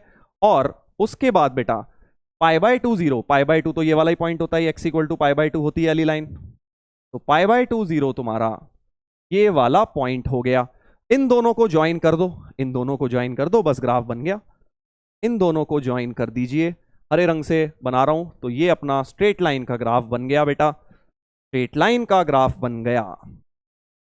अच्छा, आगे इंटरवल लिखा था 0 से 2π, तो बस फिर तो बात ही क्या है, 0 से 2π ही ग्राफ बनाना था। तो ये लेफ्ट में से हटा देता हूं, 0 और 2π तुम्हारा कितना होगा, ये पाई होता है, ये 2π हो गया। 2π के आगे नहीं बनाना ग्राफ, तो बस इतना पीला ग्राफ यहीं तक बनाएंगे, 0 से 2π, 0 से 2π बना लिया बेटा। और स्ट्रेट लाइन, क्योंकि ये इंटरवल मैंने देखा ही नहीं था, 0 से 2π भी लिखा था, और ये स्ट्रेट लाइन बन गई। कितने इंटरसेक्शन पॉइंट आ गए, कितने इंटरसेक्शन पॉइंट आ गए, जल्दी देखिए कितने इंटरसेक्शन पॉइंट आ गए भाई। सर एक तो ये आ गया पीला और हरे ग्राफ का, एक ये आ गया, एक ये आ गया, तो 3 पॉइंट्स हो गए। ए ऑप्शन, ए ऑप्शन हो गया आंसर, समझे? ऐसे करना था, ऐसे करना था बेटा ये क्वेश्चन। तो ये सब प्रॉब्लम्स जो हैं नीट एंड क्लीन काम करने वालों के लिए हैं, ये नहीं जल्दबाज जो लोग हैं उनका गलत आ जाएगा, किसी का 4 किसी का 2, मैं देख रहा हूं चैट पे लिख रहे हैं, गलत है बेटा वो। ये आपका सही आंसर है 3। तो ग्राफिकल अप्रोच कब लगानी है ये बता दिया, बट अभी सारे ग्राफ के क्या हो जाएंगे, नहीं अभी सारे ग्राफ्स के क्वेश्चन तुम नहीं कर सकते, क्योंकि 12th में फंक्शंस में हम सारे टाइप ऑफ ग्राफ्स पढ़ेंगे। अभी तो हमने अब छोटे मोटू से ग्राफ्स पढ़े हैं यार, कुछ कुछ हमें ग्राफ्स आते हैं, स्ट्रेट लाइन का ग्राफ आता है, इतने ये यूज कर लिया मैंने। अभी बाद में लॉग में भी मॉड लगाएंगे, एक्सपोनेंशियल में e⁻x में मॉड, दुनिया भर की चीजें करेंगे, क्वाड्रेटिक ग्राफ, क्यूबिक ग्राफ, वो सब चीजें 12th में आएंगी बेटा। अभी हमें लिमिटेड ग्राफ की नॉलेज है, तो हम उस लिमिटेड नॉलेज से मैंने आपको उस कॉन्सेप्ट क्या है ये बता दिया, ठीक है। बट अब ये नहीं कि तुम लेके बैठ गए mod cos 3x equal to sin x आ रहा है, मैं देख रहा था मॉड्यूल में ये भी दिया हुआ है क्वेश्चन, बट वो मॉड्यूल में वो क्या देंगे, एक्सरसाइज 2-3 में ये समझ के देंगे कि तुमने भाई बाकी सब पढ़ रखा है, तुम ट्रिग्नोमेट्री पढ़ रहे हो, मतलब तुम्हें बाकी सब चैप्टर आते हैं। वो सैडली किसी भी बुक में ये नहीं कंसीडर किया जाता कि भाई तुम ABCD से शुरू कर रहे हो। तो इसलिए मैं तुम्हें साथ साथ बताते हुए चल रहा हूं कि अगर तुम्हारे पास उल्टे सीधे मॉड कॉस ये सब के ग्राफ आ जाएं, ट्रिग्नोमेट्री देखने में ट्रिगो का लगेगा क्वेश्चन, बट वो है किसका, कैलकुलस का, 12th के पार्ट्स उसमें लगेंगे, ठीक है। हाँ चलिए, तो एक बार जल्दी से कुछ इंपॉर्टेंट अगर आप लोगों के डाउट्स हैं तो ले लेते हैं, नहीं तो आगे बढ़ेंगे। सर π/4 कैसे आया, अरे भाई साहब ये तो बड़ा ही खतरनाक डाउट पूछ लिया तुमने। अर्थमेटिक प्रोग्रेशन क्या डिफरेंस है भाई, इन दोनों को सब्ट्रैक्ट करो, इन दोनों को सब्ट्रैक्ट करो, इन दोनों को सब्ट्रैक्ट करो, कॉमन डिफरेंस π/4 आ रहा है। हाँ sir please repeat max 1 graph, why we rationalise 1/√2 और साइड नंबर 4। ओ हो, अच्छा ये क्या पूछ लिया तुमने, तुम मतलब ये पूछना चाह रहे हो आई थिंक कि यहाँ 1/√2 मैंने क्यों नहीं, बेटा मुझे ये पता लगाना था ना y इक्वल टू 0.5, तुम शायद सो गए थे 2 सेकंड के लिए बीच में जब मैं ये समझा रहा था कि मैं क्यों निकाल रहा हूँ। y इक्वल टू 0.5 मुझे देखना है कि ऊपर से जा रही है नीचे से, तो 1/√2 की लगभग वैल्यू चाहिए उसके लिए, तो 1/√2 की वैल्यू निकालने के लिए 0.7 लगभग आई, मुझे पता लग गया कि y इक्वल टू हाफ इसके नीचे से निकलेगा, 0.7 से तो कम होता है ना भाई 0.5, है ना। अब ये तो कोई क्वेश्चन नहीं है ना, 0.7 ज्यादा बड़ा है 0.5 छोटा है, तो 0.5 नीचे से निकला, इसलिए ये पता लगाने के लिए मैंने 1/√2 की वैल्यू निकाली थी, ठीक है। चलिए बहुत बढ़िया,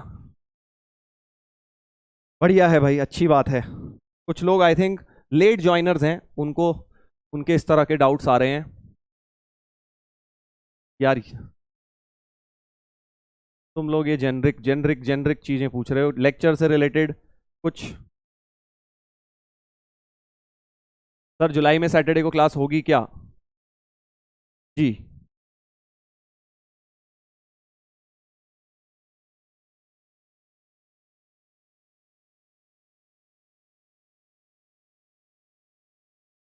चलिए भाई, रिसेंट में भी कुछ लेक्चर से रिलेटेड डाउट नहीं है,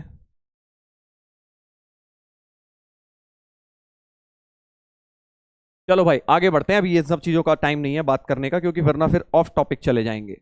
तो ग्राफिकल अप्रोच जैसा कि मैंने बताया, सर चैप्टर कितने दिन चलेगा, बस खत्म होने वाला है, अगर तुम खत्म करने दोगे तो, अगर यही सब सवाल पूछते रहोगे तो खत्म कैसे होगा। हाँ चलो ध्यान दो, अब बहुत इंपॉर्टेंट पार्ट शुरू हो रहा है इस चैप्टर का। तो बेटा थ्योरी तो यही है, इस चैप्टर में थ्योरी कुछ है ही नहीं, सिर्फ इक्वेशन सॉल्व कैसे करनी है और इन इक्वेशन सॉल्व कैसे करनी है, बस ये दो चीजें हैं। तुम याद करो ट्रिगो इक्वेशन में हमने थ्योरी क्या करी थी, बस वो 4 फॉर्मूले तो करे हैं जनरल सोल्यूशन के, और क्या किया है, बाकी सब तो क्वेश्चन ही क्वेश्चन चल रहे हैं जब से टाइप्स ऑफ ट्रिगो इक्वेशन। तो अब ऑलमोस्ट अपना चैप्टर का एंड ही आ रहा है इस चीज के साथ, जो है बेटा सॉल्विंग ट्रिग्नोमेट्रिक इनइक्वेशंस। अब इसको जरा ध्यान से सुनना, क्योंकि मैंने तुम्हें बताया थ्योरी पार्ट अभी तक नहीं आया था, अब आएगा थोड़ा सा। जितना भी अभी तक था सब इक्वेशंस का थ्योरी था, अब इन इक्वेशन सॉल्व करने का मेथड बिल्कुल ही डिफरेंट है बेटा, बिल्कुल ही डिफरेंट है। हाँ इधर देखो, इधर देखो क्या है, मान लीजिए अब एक क्वेश्चन दे देता हूं आपको, साइन एक्स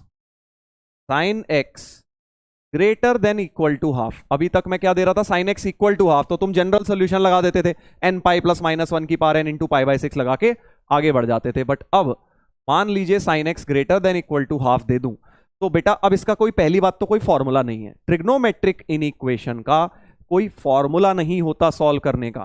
क्या होता है, कॉमन सेंस होता है सर। देखिए क्या होता है कॉमन सेंस, तो दो अप्रोच होते हैं, एक होता है क्वाड्रेंट मेथड, क्या होता है क्वाड्रेंट मेथड, और एक होता है ग्राफ के थ्रू, कि साइन एक्स का ग्राफ बनाएंगे, हाफ से बड़ा देख लेंगे कहां हो रहा है वो ले लेंगे, वो 12th में तुम सीख ही जाओगे। ग्राफिकल मेथड तो क्या है, 12th में तुम्हें इतने ग्राफ्स करने हैं ना कि ग्राफ वहां तुम ना चाहते हुए भी सीख जाओगे। बट बाकी मेथड्स हम 11th में पढ़ लेते हैं, नहीं तो फिर वो तुम्हारे फंडे क्लियर नहीं हो पाएंगे, क्योंकि वो कोई 12th में तुम्हें बताएगा नहीं। तो हम अभी कौन सा मेथड करेंगे, क्वाड्रेंट मेथड करेंगे। हम क्वाड्रेंट मेथड से इनइक्वालिटी सॉल्व करेंगे, ठीक है भाई, ठीक है। तो अब क्या होगा इसमें, तो सबसे पहले देखो क्वाड्रेंट मेथड में क्या है, तुमने 4 क्वाड्रेंट बना ली, ऑब्वियसली क्वाड्रेंट तो बनाएंगे ही क्वाड्रेंट मेथड में। और ये देखो साइन एक्स हाफ कब होता है, वो 2 एंगल्स बना लो, साइन एक्स हाफ 2 एंगल्स पे होता है ना, एक तो फर्स्ट क्वाड्रेंट में वो 2 एरो की तरह बना लो, समझे क्या बोल रहा हूं। Sine x equal to half कहां होता है, इक्वल टू हाफ तो सर पाई बाय 6 पे होता है और 5 पाई बाय 6 पे, तो ये 2 आपने एरोज बना लिए क्वाड्रेंट मेथड में, ठीक है। अब ध्यान से सुनेंगे, अब क्या होगा, देखो यहां पे साइन एक्स क्या होता है, ये तो 0 एंगल है, यहां पे साइन क्या होता है 0 होता है, बढ़ते बढ़ते यहां पे साइन एक्स हाफ हो जाता है, हाफ से बढ़ते बढ़ते यहां पे पाई बाय 2 पे क्या होता है साइन, 90 डिग्री पे 1 हो जाता है बेटा साइन, यानी हाफ से बढ़ते बढ़ते यहां 1 हुआ, फिर यहां 1 से कम होते होते फिर हाफ होता है, फिर यहां से कम होते होते पाई पे फिर क्या हो जाता है 0 हो जाता है साइन पाई, है ना। ये ग्राफ में तुमने ये सब पढ़ा हुआ है कि भाई साइन एक्स का ग्राफ याद करो, 0 से 1 फिर 1 से 0 ऐसे पाई तक ये कहानी उसकी चलती है बेटा, राइट। तो अब तुम खुद सोचो हाफ से बड़ा कौन से रीजन में होगा, हाफ से बड़ा सर इस रीजन में होगा, यही वाला तो रीजन हुआ जहां साइन एक्स हाफ से बड़ा होगा, क्योंकि यहां तो 0 था, यहां बढ़ते बढ़ते हाफ हुआ, हाफ से बड़ा होता गया 1, फिर 1 से कम, बट हाफ से तो बड़ा ही है, यहां पे आके फिर हाफ हो गया, तो इसके नीचे फिर हाफ से कम होना शुरू हो जाएगा। और थर्ड फोर्थ क्वाड्रेंट में तो वैसे ही सर साइन नेगेटिव होता है, उसका तो कोई मतलब ही नहीं है, क्योंकि हमें तो साइन एक्स हाफ से बड़ा चाहिए, सो ये रीजन शेड हो जाएगा, समझ गए, ये रीजन अपना शेड हो जाएगा कि जब साइन एक्स जो है हाफ से बड़ा होगा। क्या इतनी बात समझ गए। अब इसको लिखना कैसे है, क्योंकि जब भी इनइक्वालिटी सॉल्व होती है बेटा एक इंटरवल आता है आंसर, ये तुम बेसिक मैथ से देख रहे हो। तो अब ये इंटरवल क्या है, देखो हमेशा इंटरवल, ध्यान रखना भाई, हमेशा इंटरवल एंटी क्लॉकवाइज डायरेक्शन में लिखोगे, क्योंकि तुम्हें पता है वैसे ही पॉजिटिव एंगल्स मेजर होते हैं। तो बहुत इंपॉर्टेंट बात बोली मैंने, ऑलवेज राइट इंटरवल इन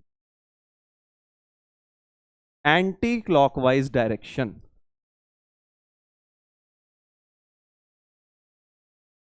तो तुम्हारा आंसर इस क्वेश्चन का क्या हो जाएगा, पाई बाय 6 से 5 पाई बाय 6, क्योंकि पहले पाई बाय 6 फिर 5 पाई बाय 6 लिखोगे, पाई बाय 6 से 5 पाई बाय 6। अगर तुम पाई बाय 6 पहले लिखना है क्योंकि एंटी क्लॉकवाइज में मेजर होगा, ठीक है।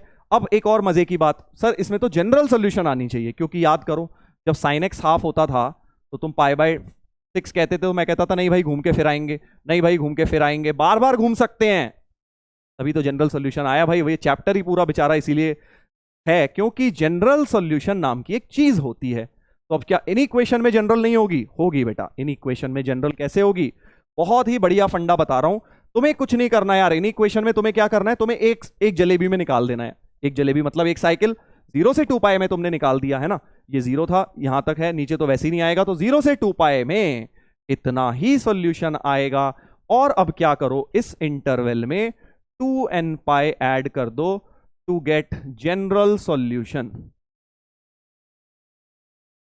ठीक है, तो फाइनल आंसर क्या हो जाएगा, फाइनल आंसर हो जाएगा x बिलोंग्स टू π/6 के साथ 2n पाई ऐड कर दो और 5π/6 के साथ भी 2n पाई ऐड कर दो। समझ गए अब क्या हुआ, 2n पाई क्यों किया, क्योंकि जैसे जैसे n की वैल्यू डालूंगा, n1 डाल दूंगा तो एक जलेबी और मिल जाएगी, 2π + π/6 से 2π + 5π/6, n को 2 डाल दूंगा और अगली वाली साइकिल और अगली वाली साइकिल मिलती जाएगी, तो जनरल सॉल्यूशन मिलती जाएगी। तो बेसिकली बहुत सिंपल मेथड है, इनइक्वालिटी सॉल्व करने का मेथड बहुत इजी है। क्या क्या करना है तुम्हें, 2 स्टेप करने हैं। क्वाड्रेंट मेथड में 2 स्टेप करने हैं। नंबर 1, पहले तो ये एरो बना लो, ठीक है, कि भाई π/6 और 5π/6 दोनों पे हाफ हो रहा है। फिर आप रिक्वायर्ड रीजन शेड कर दीजिए, जैसे मैंने यहां शेड किया ये वाला रीजन। फिर आप इंटरवल लिख दीजिए π/6 से 5π/6 और लास्ट में 2n पाई ऐड कर दिया करो। बहुत ही आसान है यार। एक और करके देख लेते हैं, चलो एक और करा देता हूं तुम्हें इसी पे, और अच्छी तरह से क्लियर हो जाएगा। देखो सेकंड प्रॉब्लम ले लेते हैं। मान लीजिए क्या लूं, चलो sin x ही ले लेते हैं। sin x greater than equal to -1/√2, ऐसा ले लेते हैं। sin x क्या है, ग्रेटर देन इक्वल टू -1/√2 है। ध्यान से बनाएंगे, क्या प्रोसेस था अपना। सबसे पहले तो सर चारों क्वाड्रेंट बना लेंगे, सबसे पहले चारों क्वाड्रेंट बना लेंगे, इतने बड़े करने की जरूरत नहीं है, छोटा बना लेते हैं, जगह बच जाएगी। हाँ, उसके बाद सर एरो बनाएंगे। -1/√2 कब कब होता है सर, -1/√2 एक तो यहां होता है और एक सर यहां होता है। थर्ड और फोर्थ क्वाड्रेंट में कौन कौन सा एंगल है, π + π/4 और 2π - π/4। ये सब तो यार अब तुम्हें रट गया होगा, आई थिंक प्रिंसिपल सॉल्यूशंस है ना, अब तो तुम्हें नींद में भी दिख जाती होंगी। ये 5π/4 हो गया बेसिकली, या 7π/4 हो गया। डायरेक्ट भी लिख सकते थे, मैंने तुम्हें देख के एक स्टेप में लिख देता, मैं चाहता तो सीधे 5π/4 7π/4, बट फिर भी मैंने लिख दिया। अब सेकंड स्टेप, पहला स्टेप तो है एरो बना लिए, दूसरा स्टेप क्या था, शेड करिए सर, रीजन शेड करिए। अब तुम बताओ कौन सा रीजन शेड होगा, तुम बताओ कौन सा रीजन शेड होगा भाई, ऊपर वाला। बेसिकली इन एरो को बस ये देखना है, इन एरो के ऊपर वाला शेड होगा या नीचे वाला। तो ऊपर का मतलब थम्स अप कर देना, नीचे मतलब थम्स डाउन कर देना। जल्दी से पोल स्टार्ट कर रहा हूं। ऊपर का मतलब थम्स अप, अगर तुम्हें लगता है ये वाला रीजन होगा इन एरो के ऊपर तो थम्स अप, एरो के नीचे ये वाला तो थम्स डाउन। जल्दी से स्टार्ट करके बताइए। ये बताएगा तुम्हें sin x बड़ा चाहिए 1/√2 से, राइट। जल्दी से बताइए, जल्दी से बताइए कौन सा वाला रीजन आपको लगता है कि ऊपर वाला लेना चाहिए मुझे। इस एरो स्केल रेड एरो जो है इनके ऊपर वाला लेना चाहिए तो थम्स अप, नीचे वाला लेना चाहिए तो थम्स डाउन।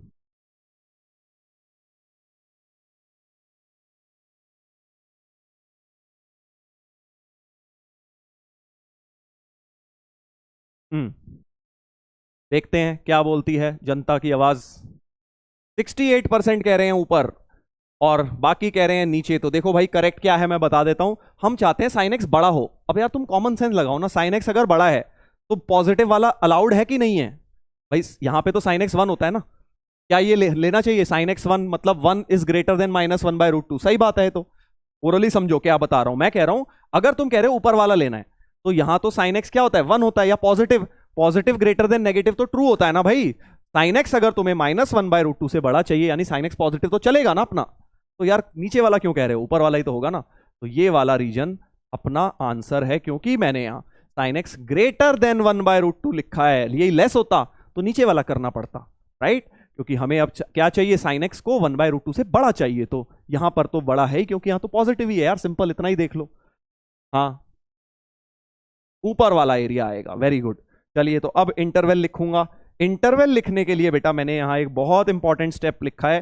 काफी लोग इसको हल्के में ले लेते हैं, इसको हल्के में नहीं लेना है भाई, क्योंकि ये आपको बहुत मदद करेगा कि इंटरवल जब भी लिखना है एंटी क्लॉकवाइज डायरेक्शन में। ध्यान से लिख, देखो इधर ध्यान से देखेंगे भाई सब लोग। इंटरवल ये है सर, ये है ये वाला, ठीक है। तो ऐसे लिखना है मुझे। एरो डायरेक्शन देखो एंटी क्लॉकवाइज में बनाई है। जो भी इंटरवल बना है उसको एंटी क्लॉक में बनाओ। सर हमने तो ये लिख दिया, नहीं नीचे वाला तो आया ही कहां है, हमें ऊपर वाला लिखना है और एंटी क्लॉकवाइज में एरो डायरेक्शन लिखनी है, ठीक है। ये एंटी क्लॉकवाइज है, देखो मतलब पहले ये लिखूंगा फिर ये लिखो। अब देखो बड़ा मजा आने वाला है इस क्वेश्चन में, ध्यान से सुनिए, ध्यान से सुनिए, बहुत मजा आने वाला है, बहुत मजा आने वाला है इस क्वेश्चन में। क्या अब ठीक है सर एंटी क्लॉकवाइज लिखनी है, सुन लो भाई ध्यान से वरना रोगे बाद में। एंटी क्लॉकवाइज लिखनी है तो सर मतलब पहले ये लिखूंगा, आपने ये बोला है इनिशियल ये फिर फाइनल ये होना चाहिए, यानी सर इंटरवल हमें हमारे हिसाब से x बिलोंग्स टू 7π/4 से 5π/4 हो गया। रॉन्ग, रॉन्ग, क्या गलत है इसमें, जल्दी बताइए क्या गलत है इस केस में? रॉन्ग क्यों लिखा है मैंने, क्यों रॉन्ग लिखा है? हाँ क्यों रॉन्ग है ये? सर ऐसे ही तो होता है, माइनस ये वाले से लेके ये वाला एंटी क्लॉकवाइज, तो मतलब पहले ये फिर ये, सही तो लिखा है, क्या गलत है? चलो अगर इसमें तुम्हें गलती नहीं समझ आई, तुम ये बताओ इसमें क्या ये इंटरवल सही है? क्या ये इंटरवल सही है? क्या 8 to 5 लिखना इंटरवल को सही होता है?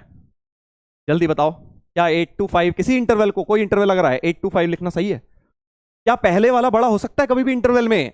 क्या पहले वाला बड़ा हो सकता है? नहीं हो सकता सर। हमेशा इंटरवल लिखने की खासियत ये है कि पहली वाली क्वांटिटी छोटी होनी चाहिए फिर बड़ा होता है। बेसिक मैथ से कर रहे हैं यार ये चीज हम, इंटरवल में 0 से 2 लिखते हैं, 2 से 0 नहीं लिखते भाई, है ना भाई? तो इसका मतलब पहला वाला बड़ा नहीं होना चाहिए, बट इसमें 7π/4 तो बड़ा है सर। मैग्नीट्यूड वैल्यू में देखो 7π/4 बड़ा है, 7π/4 की वैल्यू देखोगे तो बड़ी है 5π/4 से, राइट? तो सर अब क्या करें, अब क्या करें? तो सर क्या 5π/4 पहले लिख दें? नहीं, वो भी नहीं लिख सकते, क्योंकि 5π/4 से 7π/4 तो ये वाला होता, 5π/4 से 7π/4 तो ये, क्योंकि एंटी क्लॉकवाइज में ही लिखना है। इस स्टेटमेंट को भूलो मत, एंटी क्लॉक में ही लिखना है बेटा। तो लिखना तो पहले यही है, लिखना तो पहले यही है सर, पर ये तो बड़ा है, ये तो बड़ा है। अब क्या करूं? इसको छोटा बना लो ना यार, बड़े एंगल को छोटा नहीं बना सकते? नहीं बना सकते बड़े एंगल को छोटा? बना सकते हो, हाँ कैसे बनाओगे? लिखना यही पहले है, बट इसको छोटा बनाओ। तुम क्या कह रहे हो कि नहीं सर उल्टा कर दो, आप उल्टा कर दूंगा फिर तो ये इंटरवल बन जाएगा, उल्टा कर दूंगा तो ऐसे 5π/4 से 7π/4 ये हो जाएगा, बट हमें तो यही इंटरवल लिखना है। तो बड़े एंगल को भाई नेगेटिव बना लो ना, बड़े एंगल को नेगेटिव बना लो। 7π/4 को क्या लिख सकते हो? 7π/4 इज सेम एज -π/4, है कि नहीं? 7π/4 की जगह तुम हटा के क्या लिख सकते हो इसकी जगह? -π/4 भी तो लिख सकते हो ना। फोर्थ क्वाड्रेंट में कितना बार हमने ट्रिग्नोमेट्री में किया है। तो अब हम इसको क्या यूज करेंगे? 7π/4 नहीं करेंगे, हम इसको लिखेंगे -π/4 से 5π/4। अब सही है, अब सही है, समझे? बहुत प्यारा फंडा लग गया इस क्वेश्चन में, थोड़ा आगे जल्दी आ गया है, मैं वैसे 2-3 क्वेश्चन के बाद देता, बट आ गया तो कोई बात नहीं। दोबारा से समझ लो एक बार क्या होगा। सबसे पहले एरो बनाए, एरिया शेड किया, एरिया शेड करने के बाद हमेशा एंटी क्लॉकवाइज में ही मेजरमेंट होगा। अगर एंटी क्लॉकवाइज में तुम्हें लगे पहला वाला एंगल बड़ा हो गया है तो उसको नेगेटिव बना देना यार, बस सिंपल, इतना इतना इजी है। ये बड़ा हो गया था तो मैंने इसको नेगेटिव बना दिया। -π/4 से 5π/4 लिखना इसको अब सही है बेटा, और लास्ट में तो 2nπ जोड़ना ही है, वो तो तुम कर ही दोगे। तो फाइनल आंसर हो गया 2nπ - π/4 से लेके 2nπ + 5π/4, ऐसा कुछ, ऐसा कुछ, समझ गए? इतनी छोटी सी मैंने समरी दे दी है।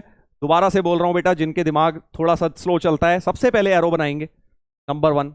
नंबर टू लिख दो, चलो यहां लिख लेता हूं। नंबर 1 एरो बनाओ, नंबर 2 शेड करो, नंबर 3 एंटी क्लॉकवाइज में इंटरवल लिखो,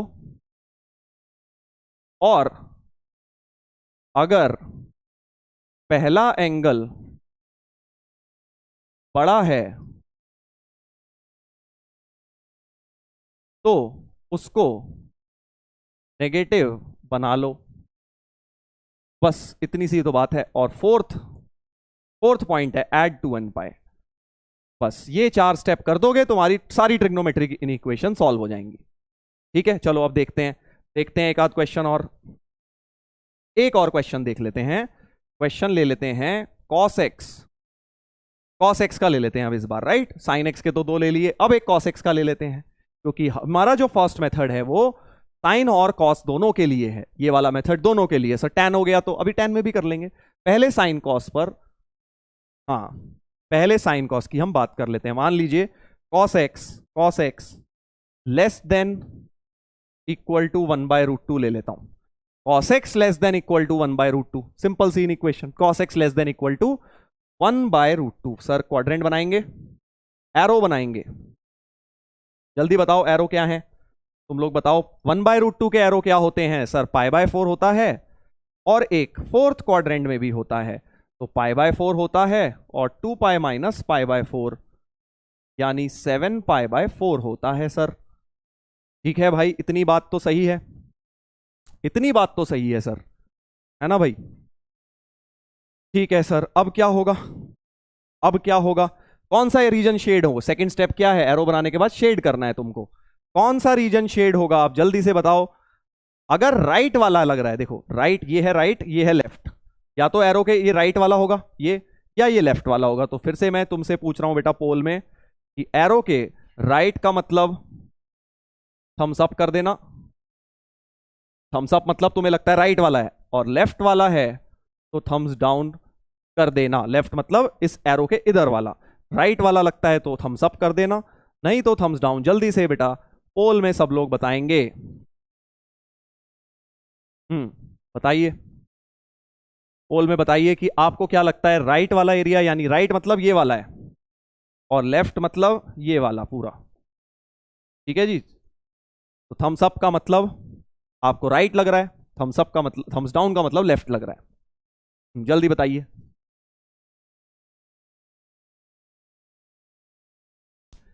देखते हैं भाई क्या जवाब दिया है हमारी जनता ने, अर्जुनाज ने। अब तुम लोग, तुम्हारा वो लेवल तो आ गया कि मेजॉरिटी लोग सही दे देते हो आंसर। वो होता है ना कौन बनेगा करोड़पति में, कि भाई जनता की आवाज में आंसर सही आ ही जाता है ना? उसको इसका टर्म भी होता है वैसे इंग्लिश में, इसको बोलते हैं wisdom of crowd. Wisdom of crowd मतलब ये एक साइंटिफिक एक्सपेरिमेंट है कि भाई अगर आपने मान लो एक आपको मैंने बॉल दे दी, मतलब बॉल तो नहीं, एक कांच की शीशी दे दी, राइट? उसमें छोटी छोटी, बहुत छोटी छोटी बॉल्स डाल दी, बहुत सारी आ जाएंगी, और तुमसे अंदाजे से पूछा जाए इसमें कितनी बॉल है। समझ रहे हो क्या बोल रहा हूँ? इतनी बड़ी कांच की शीशी है और उसमें इतनी इतनी सी बॉल्स डाल दी, ठीक है, और तुमसे पूछा जाए अंदाजे से कि कितनी बॉल्स हैं।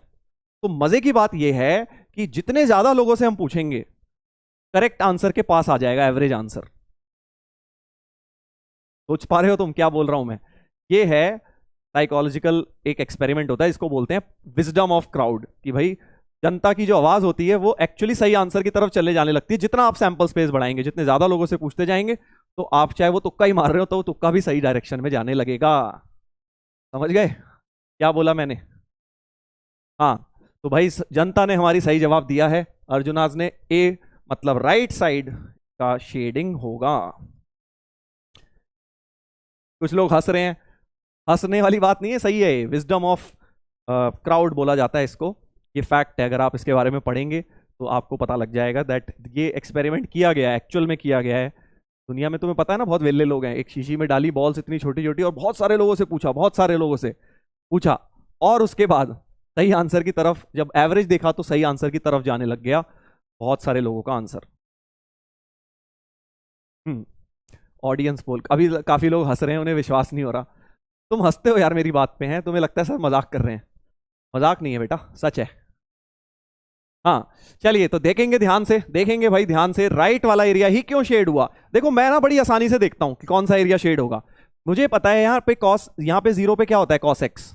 अब कॉस एक्स है ना, तो जीरो पे क्या होता है सर? कॉस जीरो तो 1 होता है। ओ सॉरी, ये मैंने क्या बोल दिया, मेरे को लगा मैंने ग्रेटर का साइन लिखा है, रॉन्ग हो गया भाई। कॉस जीरो तो 1 होता है, तो 1 तो बड़ा हो गया ना, तो ये वाला रीजन नहीं आएगा। बाकी लोग सही थे, इस बार जनता की आवाज गलत हो गई, क्योंकि cos x लेस देन है। लेस देन का मतलब कम चाहिए, हमें क्या चाहिए? 1/√2 से कम। यहां तो जीरो पे cos 0 1 होता है, 1 तो बड़ा हो जाएगा भाई 1/√2 से। तो आई एम सॉरी, जिन्होंने थम्स डाउन किया था बेटा, उनको मैं माफी मांगना चाहता हूं, मेरे से गलती हो गई। आप लोगों ने सही निकाला है, आप लोगों ने सही निकाला है। लेफ्ट साइड वाला एरिया आएगा, ये वाला एरिया आएगा, क्योंकि आप cos x को क्या चाहते हो? कम चाहते हो, यानी नेगेटिव तो हो सकता है। अब cos x नेगेटिव हो सकता है कि नहीं? बिल्कुल, क्योंकि नेगेटिव इज लेस देन 1/√2, सही है, और cos x नेगेटिव इन सब में है, तो यानी ये वाला रीजन है। मुझे लगा ग्रेटर का साइन लिखा है, मैं तो कुछ भी लिख देता हूं ना, क्वेश्चन कुछ भी बना दिया। यहाँ लेस देन लिखा है, मैंने देखा नहीं, बाद में देखा, आई थॉट मैंने ग्रेटर देन लिखा है, लेस लिखा है तो ये वाला है, ग्रेटर लिखते तो ये वाला होता। आई होप ये बात समझ गए। हाँ,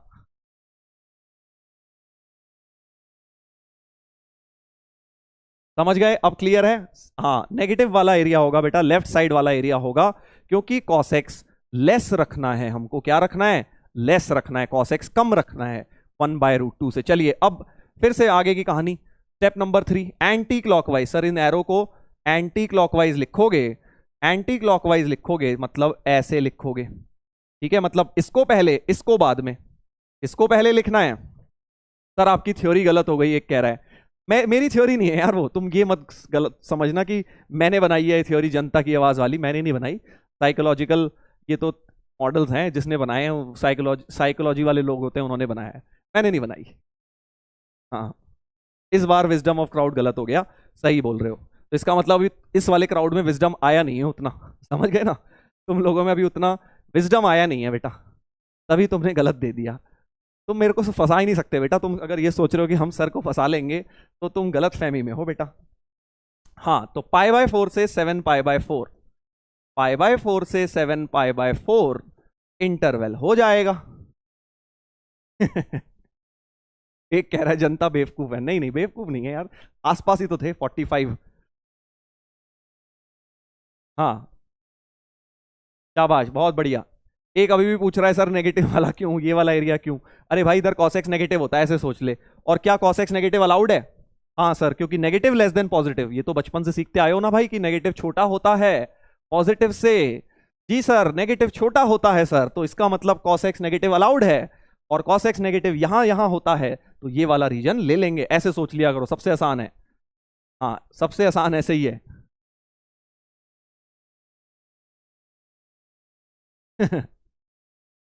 एक लिख रहा है सर आपने हमारी प्यार से बेइज्जती कर दी, हमें आपने फूल बोल दिया। नहीं, फूल नहीं बोला मैंने, तो ये बोला कि अभी तुम्हारे अंदर उतना विजडम नहीं आया है। हाँ, चलो वापस से आएंगे बेटा, क्वेश्चन पे आएंगे। तो आई होप ये आपको क्लियर हो गया है कि ये वाला पार्ट क्यों शेड किया है मैंने, क्योंकि cos x नेगेटिव मेरे को पता है अलाउड है, यानी नेगेटिव जहां cos x हो रहा है वो वाला रीजन ले लिया। और एंटी क्लॉकवाइज मतलब π/4 से 7π/4, छोटे से बड़ा हो रहा है। क्या छोटे से बड़ा हो रहा है? यस। तो तुम्हें देखो नेगेटिव सिर्फ तभी बनाना है अगर पहला एंगल बड़ा हुआ, तब। पहला एंगल तो छोटा ही है, पहला एंगल तो छोटा ही है ना, π/4 तो छोटा होता है बस। तो इसमें कुछ नेगेटिव वाला फंडा मत लगा देना, इसमें कुछ ये नहीं ज्यादा दिमाग लगा दिया सर नेगेटिव बना दिया हमने तो। अरे भाई जरूरत ही नहीं है, पहले वाला छोटा है π/4। नेगेटिव वाला खेल तभी खेलना है जब पहले तुम्हें बड़ा एंगल दिख जाए। ब्रह्मास्त्र तभी निकालोगे ना भाई जब तुम्हें किसी बड़े से योद्धा को मारना है, या पहले भी बोलो सर आपने पहले भी बोला था चीटी मारने के लिए तो ब्रह्मास्त्र निकाल रहे हो, वैसा नहीं करना है तुम्हें। नेगेटिव एंगल तभी बनाना है जब पहला वाला बड़ा हो जाएगा एंगल। चलो भाई, हो गई आज, आज का तुम्हारा ब्रेन फ्रेश हो गया। तुम्हें तो हर क्लास में चाहिए होता है ना 2-3 मिनट का, सर मजा आना चाहिए कुछ। तो आई होप तुम्हें मजा आ गया है क्वेश्चन में और क्लास में, थोड़े से जोक के साथ। काफी सारे लोग हंसे जा रहे हैं, हंसे जा रहे हैं। हाँ, वापस आते हैं बेटा, एक और क्वेश्चन, चलिए अगला वाला करेंगे। तो पहला देखिए, अब अगली स्क्रीन पे 3 सवाल लिखे हुए हैं, तीनों को सॉल्व करेंगे, बिल्कुल ऐसे ही, बिल्कुल ऐसे ही करेंगे। हाँ,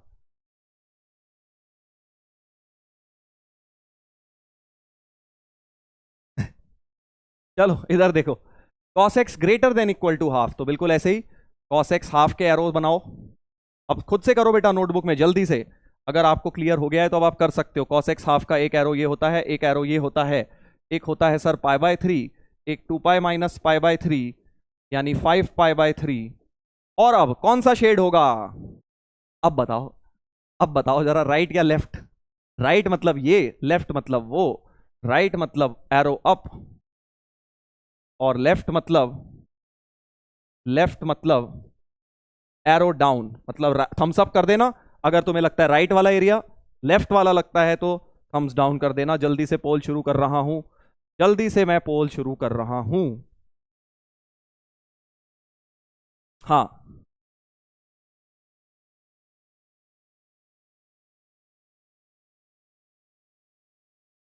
जल्दी बताओ, क्या राइट वाला एरिया लूंगा या लेफ्ट वाला एरिया लूंगा इस क्वेश्चन में? शेडिंग,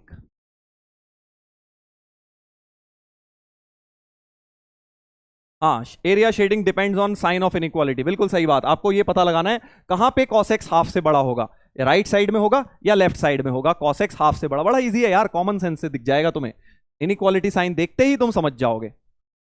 जल्दी से बता दो, देखते हैं जनता ने क्या जवाब दिया है इस बार। जनता की आवाज इस बार क्या सही हुई? अरे वाह वाह वाह, क्या बात है, बधाई हो भाई। जनता में पूरा दिमाग आ गया है, विजडम आ चुका है। राइट वाला आंसर कह रहे हैं 86%, बिल्कुल ठीक कह रहे हैं बेटा, ये वाला होगा, क्योंकि यहां cos x क्या होता है? 1 होता है। cos x हाफ से बड़ा चाहिए, तो यहां तो 1 होता है सर, ये वाला चलेगा अपने को। ये नहीं चलेगा सर, यहां तो नेगेटिव होता है। नेगेटिव ग्रेटर देन हाफ कब से होने लग गया?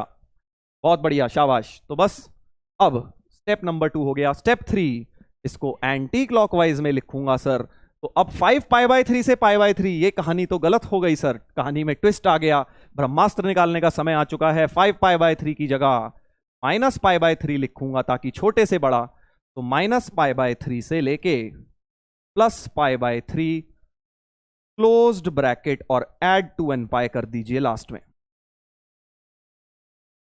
आई होप आपको बेटा ये बात समझ आ गई है। आई होप ये बात क्लियर हो गई है कैसे सॉल्व करना है। समझ गए? हाँ, कुछ लोग अभी भी लिख रहे हैं सर π/3 से 5π/3। तो बेटा तुम अगर π/3 से शुरू कर रहे हो तो तुम ये इंटरवल लिख रहे हो, π/3 से 5π/3, तो ये इंटरवल हो गया। ये थोड़ी लिखना है हमें, हमें पहले एरो बनाना है, एरो एंटी क्लॉकवाइज में। तो यहां से शुरू करना है हमें, ऐसे एरो बनाया ना एंटी क्लॉकवाइज में, तो यहां से शुरू, यहां पे खत्म, यहां से शुरू, मतलब पहले ये। आई होप क्लियर हो गया बेटा। अब इससे ज्यादा देखो कॉन्सेप्चुअल क्लैरिटी मैं तुम्हें नहीं दे सकता, इससे ज्यादा कहीं दी नहीं गई है बुक्स में भी, मैंने तुम्हें फिर भी बता दिया है सब। इस तरह से हम देखते हैं। चलो अगले वाले पर आते हैं। मॉड, थोड़ा सा मॉड्यूलस का तुम्हें तड़का डाल दिया मैंने क्वेश्चन में। याद करो, मॉड x लेस देन 2 का मतलब क्या होता था? मॉड्यूलस घुसा दिया हल्का सा, मॉड्यूलस इनइक्वालिटी घुसा दिया। हाँ, मॉड x लेस देन 2 का क्या मतलब होता था? याद करो, जल्दी से याद करके बताओ मुझे, क्या होता था सर? हम तो भूल गए, याद करो। मॉड x लेस देन 2 का मतलब होता था x जो है -2 और 2 के बीच में होना चाहिए। शाबाश, बहुत बढ़िया, -2 और 2 के बीच में होना चाहिए। तो बिल्कुल ऐसे ही अब मॉड cos x अगर है, इसका क्या मतलब हो जाएगा कि cos x जो है वो √3/2 और -√3/2 के बीच में होना चाहिए। देखो थोड़ा सा मॉड्यूलस घुसा दिया, थोड़ा सा मॉड्यूलस घुसा दिया, राइट? तो ठीक है सर, अब क्या करें? अब सर दोनों तरफ कर दिया ये, तो कोई बात नहीं, तुम दोनों तरफ के एरो बना लो। कैसे करना है देखो, दोनों तरफ वाला एक मैं करके दिखा रहा हूं। तुम क्या करोगे बेटा, दोनों साइड के लिए एरो बना लो, √3/2 के बना लो। तो 2 एरो बनेंगे √3/2 के, 2 बनेंगे -√3/2 के। ये हो गए सर √3/2 के, ये हो गए सर, ये हो गए सर -√3/2 के। ठीक है जी, ये √3/2 मतलब π/6, ये हो गया 11 π/6 या -π/6, देखेंगे, जो लिखना हुआ लिख लेंगे। इधर हो गया 5 π/6 और इधर हो गया सर, इधर क्या हो गया 7 π/6। क्या ये इतनी बात सही है? क्या इतनी बात सही है बेटा? क्या इतनी बात सही लिखी है मैंने? देख लीजिए, 4 एरो बना लिए इन दोनों के, 2 इसके 2 इसके। हाँ, अब वही वाली कहानी, कौन सा एरिया शेड किया जाए सर, कौन सा एरिया शेड किया जाए? तो देखो मैं कैसे देखता हूं, मैं तो भाई 0 से चेक करता हूं। देखो x 0 पे क्या होता है? cos x 1 होता है। तो क्या मैं cos x 1 यहां डाल सकता हूं? क्या 1 इन दोनों के बीच में है? नहीं है, √3/2 से छोटा थोड़ी होता है 1। 1 इन दोनों के बीच में नहीं है, मतलब ये वाला रीजन तो नहीं आ सकता। ये 90 डिग्री है, cos 90 क्या होता है? 0 होता है।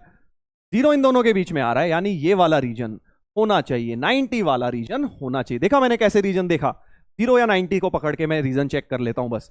0 में देखा नहीं आ रहा था, cos 0 क्योंकि 1 होता है।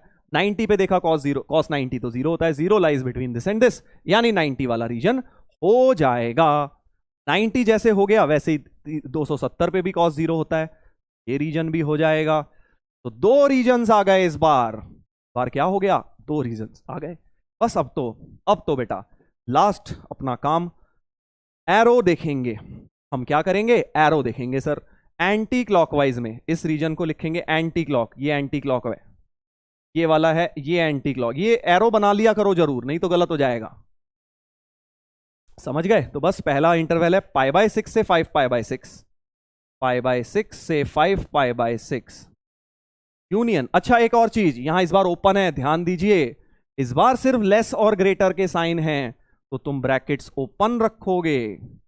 यूनियन ये वाला है ऐसे, तो 7π/6 से शुरू, 11π/6 पे खत्म, तो 7π/6 से 11π/6 ऐसा कुछ, और लास्ट में बेटा 2nπ जोड़ दीजिए, बात खत्म हो गई। ऐड 2nπ कर देना अब तुम लोग सभी के अंदर, चारों के अंदर 2nπ जोड़ देना, इसमें भी, इसमें भी, इसमें भी, इसमें भी, फाइनल आंसर आ जाएगा। समझ गए? आई होप बेटा समझ गए, आई होप बेटा आप लोग समझ गए हैं। अगर समझ गए हैं तो एक तीसरा और करके दिखा देता हूं, उसी के साथ तुम्हारा ये कॉन्सेप्ट पूरा अच्छी तरह से क्लियर हो जाएगा।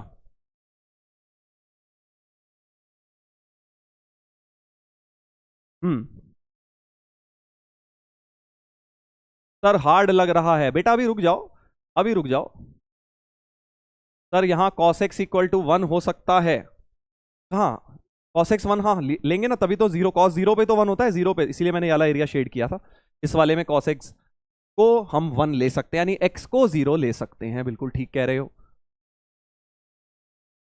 सर इसमें ग्राफ बना के इंटरसेक्शन भी ले सकते हैं, बिल्कुल बेटा, मैं आपको क्या बताया था, इनइक्वालिटी सॉल्व करने के दो मेथड्स हैं, एक है ग्राफिकल अप्रोच, एक है क्वाड्रेंट अप्रोच। क्वाड्रेंट अप्रोच मैं आपको सिखा रहा हूं अभी, क्योंकि ग्राफिकल तो तुम खुद ही सीख जाओगे 12th में, जब इतने ग्राफ्स बनाओगे, ग्राफ बना बना के भी तुम रीजन देख सकते हो। बट क्वाड्रेंट अप्रोच अभी तुम अगर सीखोगे ना, तो तुम्हारा कॉन्सेप्ट ज्यादा अच्छी तरह क्लियर होंगे, बेसिक फंडे जो ट्रिगो के हैं ना, वो ज्यादा अच्छी तरह से क्लियर होंगे। हाँ चलो एक और देखते हैं, थर्ड वाला देखते हैं जल्दी से, फिर हम आगे बढ़ेंगे। थर्ड वाला क्या था सर? ये -√3/2 से हाफ, और ध्यान देना -√3/2 पे ओपन है, हाफ पे क्लोज्ड है, तो साइन एक्स यहां लिख देता हूं, साइन एक्स ऐसा कुछ greater than -√3/2, less than equal to half, तो वही वाली बात, पहले सर एरो बनाएंगे, पहले एरो बनाएंगे, बना लीजिए भाई। हाफ का एरो है π/6, 5π/6, और -√3/2 के, जल्दी से बनाओ, π/6 और 5π/6 तो हाफ के हो गए, और -√3/2 के क्या हो गए? 60, 60 हो गया ना √3/2, यानी पाई प्लस π/3, ऐसे जल्दी जल्दी बनाने हैं, 2π - π/3 यानी कि 4π/3,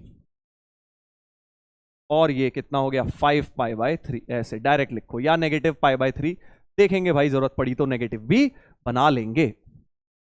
चलो अब third step, area shade, area shade. हाँ अब तुम मुझे बताओ, अब तुम मुझे बताइए, क्या अगर ऊपर और नीचे लगता है तुम्हें, ऊपर नीचे मतलब ये और ये है ऊपर, ये है नीचे, ऊपर एंड नीचे, तो तुम बेटा ए ऑप्शन टिक कर देना, और अगर लेफ्ट एंड राइट लगता है, लेफ्ट एंड राइट,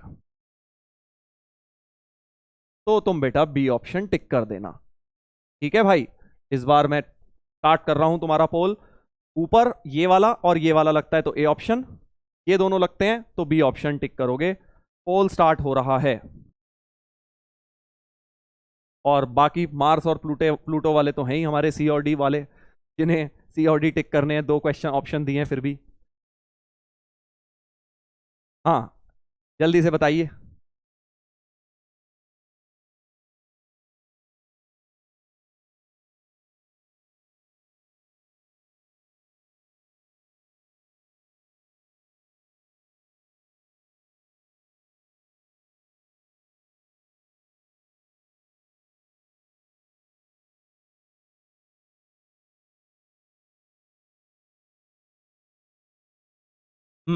जल्दी से आंसर करें सब लोग, चैट पे बातें बंद करें, और सारा फोकस लगाएं बेटा आंसर देने में।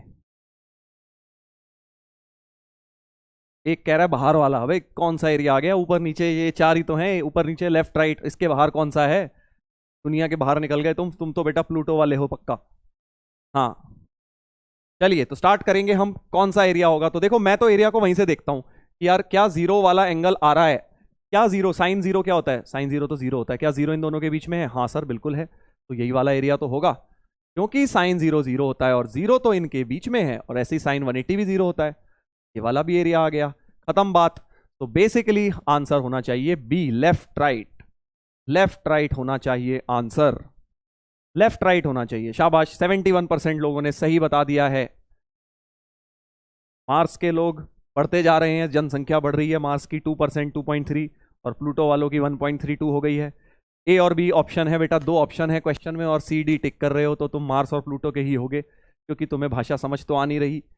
चलिए अब जल्दी से इंटरवल लिखेंगे। इसको सर एंटी क्लॉकवाइज में ऐसे लिखोगे, इसको एंटी क्लॉकवाइज में ऐसे लिखोगे, एरो डायरेक्शन। हाँ जल्दी से अब बताइए ये इंटरवल क्या है। अब इसमें देखो, इससे शुरू करना है, इस पे खत्म करना है, तो छोटे वाले को लूंगा, नेगेटिव वाले को, राइट।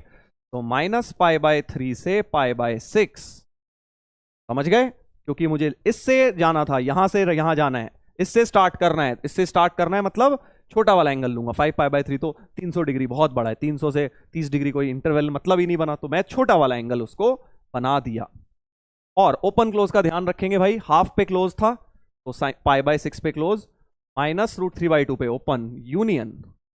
इसमें तो ऊपर से नीचे, तो पहले 5π/6, 4π/3, 5π/6, 4π/3, इस पे ओपन, इस पे क्लोज, और ऐड कर दो भाई 2nπ, 2nπ ऐड कर दो। हाँ समझ गए, क्या आप लोग समझ गए हैं? 2nπ सब में ऐड कर दीजिए, आंसर आ जाएगा।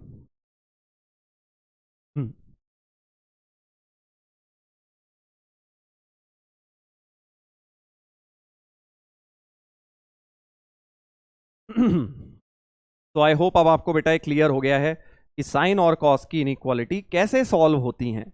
बहुत ही सिंपल तरीका है यार, कोई फॉर्मूला नहीं, कुछ नहीं। अगर तुमने ध्यान से भी सुन लिया पिछले 15 मिनट तो तुम इसको समझ गए होगे। चलो आगे बढ़ेंगे, आगे बढ़ेंगे बेटा। अगला आता है अब tan x की ट्रिग्नोमेट्रिक इक्वेशन। अभी तक तुमने ध्यान दिया होगा, मैंने सिर्फ साइन कॉस की ट्रिग्नोमेट्रिक इक्वेशन ली थी, tan x का नहीं लिया था, राइट। तो साइन कॉस में सर और tan में क्या फर्क है? tan में और आसान है, देखो अभी साइन कॉस में मैं क्या कर रहा था, ध्यान से सुनना। साइन कॉस में मैं क्या कर रहा था, मैं वो लिखे थे ना स्टेप्स, कहां गए? हाँ, सबसे पहले मैं इंटरवल जो लिखता था इन 1 साइकिल लिखता था, है ना, कि भाई 0 से 2π में एक साइकिल में हम पूरी सॉल्यूशन लिख के और 2nπ ऐड कर देते थे। मोटा मोटा यही तो करा था हमने साइन और कॉस के अंदर। ये जो दो चीजें थी कि हम पूरी साइकिल में लिखते थे और फिर 2nπ ऐड कर देते थे। क्यों करते थे? क्योंकि साइन और कॉस का पीरियड रिपीट कितनी देर बाद होता था? वो 2π पूरी जलेबी के बाद रिपीट होता है। पर tan x का पीरियड क्या है, जल्दी बताओ। तुम लोगों को याद होगा, अगर ग्राफ्स याद है बेटा, तो मैंने तुम्हें वहां tan x का पीरियड बताया था। tan x का पीरियड, tan x कितनी देर बाद रिपीट होता है, जल्दी बताइए। tan x का पीरियड क्या होता है? हाँ, tan x का पीरियड क्या होता है, जल्दी बताओ, चैट पे देखते हैं। tan x का पीरियड क्या होता है? tan x कितनी देर बाद रिपीट करता है? ग्राफ से भी देख सकते हो, देखो साइन कॉस के, साइन का ग्राफ तो 2π के बाद ये चीज रिपीट करती जाती है, राइट। बट tan x का ग्राफ, इसमें यही चीज रिपीट करती जाती है, बार बार इस चीज को उठा के, बार बार इस चीज को बेटा उठा के तुम एज इट इज, ये चीज उठा के एज इट इज यहां पेस्ट कर देते हो, ऐसे कर देते हो, ऐसे इधर बार बार एक ही चीज आती है। तो ये जो है यही ग्राफ रिपीट करता है, मतलब -π/2 से π/2, मतलब पाई के बाद रिपीट करने लग जाता है। tan x का पीरियड बिल्कुल याद कर लो, 12th में बहुत काम आने वाला है, कि sin x cos x का पीरियड 2π, tan x का पीरियड पाई, tan cot का पीरियड पाई। तो पीरियड जो होता है tan x का पाई होता है, पाई के बाद ही रिपीट करता है। तो अब इस पीरियड से मुझे क्या फायदा है? देखो पहले 2π था पीरियड, तो मैं क्या कर रहा था, पूरी साइकिल में देखता था, इस पूरे में साइकिल में देखता था सॉल्यूशन और 2nπ जोड़ देता था। अब मैं क्या करूंगा, अब मैं आधी साइकिल में ही देख लूंगा, क्योंकि मुझे पता है 0 से π के बाद तो ये रिपीट करने वाला है। तो अब मैं क्या करूंगा, find the solution for tan x, find the solution in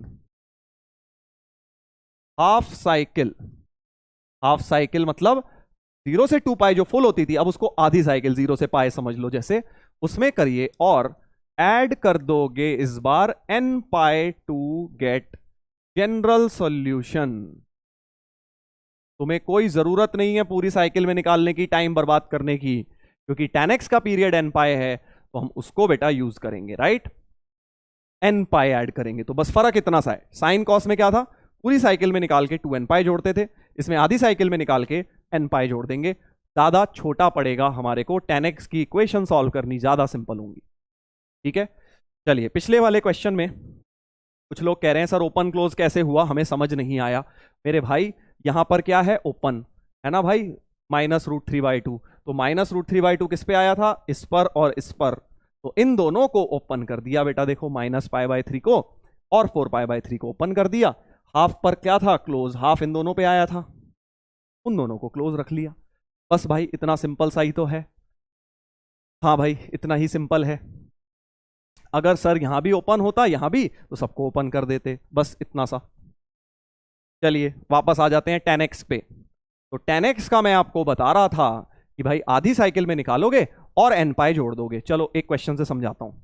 मान लीजिए आपसे मैं बोलूं कि भाई tan x greater than equal to 1 solve करके बताओ, tan x को greater than equal to 1 solve करके बताओ। ठीक है सर, तो हम क्या करेंगे, हम सबसे पहले तो क्वाड्रेंट बनाएंगे। tan x इक्वल टू 1 कहां होता है सर, π/4 पे और 5π/4 पे। अब यही होती है जल्दबाजी, आपको 5π/4 लेने की जरूरत है ही नहीं बेटा, क्योंकि अपने को तो सिर्फ आधी साइकिल में ही लेना है, हमें नीचे पाई के नीचे जाना ही नहीं है, जाना ही नहीं है, समझे। हमें सिर्फ π/4 पे रखना है, ये वाला एंगल π/4 है। मुझे पता है तुम कह रहे होगे सर ये भी तो था, सर कहां चले गया सर, ये भी तो लेते सर, अभी तुम्हें दिखा दूंगा, ये वाला तुम्हें ऑटोमेटिकली मिल जाएगा, तुम्हें घबराने की जरूरत नहीं है। थर्ड क्वाड्रेंट वाले में मत जाओ, क्योंकि तुम हाफ साइकिल में सॉल्यूशन निकालना चाहते हो। ठीक है सर, समझ गए सर, हाफ साइकिल मतलब इतना, इस लाइन के ऊपर, 0 से पाए समझ लो अभी, ठीक है। तो अब तुम ये सोचो tan x 1 से बड़ा कब होगा, tan x 1 से बड़ा सर, तो tan x तो यहां 0 होता है, tan x तो हमेशा इंक्रीजिंग ग्राफ है, यहां 0 से बढ़ते बढ़ते 1, 1 से यहां बढ़ते बढ़ते इंफिनिटी हो जाता है 90 पे जाके, है ना भाई, 90 पे जाके इंफिनिटी। और इधर तो नेगेटिव होता है सर, इधर तो tan x नेगेटिव होता है, तो ये तो लेना भी मत भूल के भी, क्योंकि हम tan x 1 से बड़ा चाहते हैं, समझे। बस हो गया, हो गया, इसको लेना नहीं है, इतना लेना है बस, इससे नीचे ले नहीं सकते, नीचे हमें वैसे ही नहीं जाना क्योंकि आधी साइकिल में लेना है। तो बेसिकली हमारा क्या हो गया, ये इंटरवल बन गया, बस इतना, इतना इंटरवल बन गया, ओके।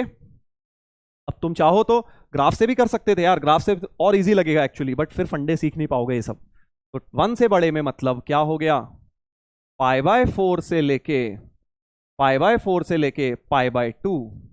अच्छा π/2 पे ओपन रख रहा हूं, π/2 पे क्या कर रहा हूं, ओपन रख रहा हूं, π/2 पर ओपन रख दिया बेटा। क्यों ओपन रख दिया, π/2 पे ओपन क्यों रख दिया, tan x डिफाइंड ही नहीं होता, tan x की डोमेन में 90 नहीं होता। और अब लास्ट में n पाई ऐड कर दो, तो आंसर आ जाएगा n पाई प्लस π/4 से लेके n पाई प्लस π/2।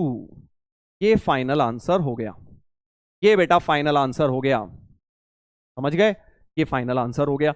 अब तुम कहोगे कि सर थर्ड क्वाड्रेंट वाला कहां है सर, हमें दिख क्यों नहीं रहा थर्ड, तो n को मेरे भाई 1 डाल दो, देखो n को 1 डालते ही तुम्हारे को क्या मिल रहा है, देखो पाई प्लस π/4 और पाई प्लस π/2, तो तुम्हें ये वाला बेसिकली अपने आप थर्ड क्वाड्रेंट का मिल गया, देखो। क्योंकि जो ये मत सोचो यहां वाला कहां चले गया सर सॉल्यूशन, वो अपने आप आएगा, वो period will take care of it. जो हमने पीरियड का फंडा लगाया है कि पाई के बाद वो वैसे ही रिपीट करना है, तो वो तुम्हें इसके बाद ऑटोमेटिकली नीचे वाला रिपीटेड मिल जाएगा, इनको 1 डालते ही तुम्हें मिल जाएगा, डालने की जरूरत नहीं है, बट तुम्हें मैं बस बता रहा हूं कि भाई मिल जाएगा। तो तुम्हारा फाइनल आंसर तो यही हो गया। चैट थोड़ी सी लेट चल रही है, मेरे पास आपके मैसेजेस लेट आ रहे हैं, बट कोई बात नहीं। आई होप बेटा ये बात क्लियर हो गई है। तो tan x में यही करना है कि आपको आधी साइकिल में ढूंढ के उसको n पाई ऐड कर देना है, बस इतना सा काम करना है। चलिए अगला करते हैं, अगला करते हैं बेटा।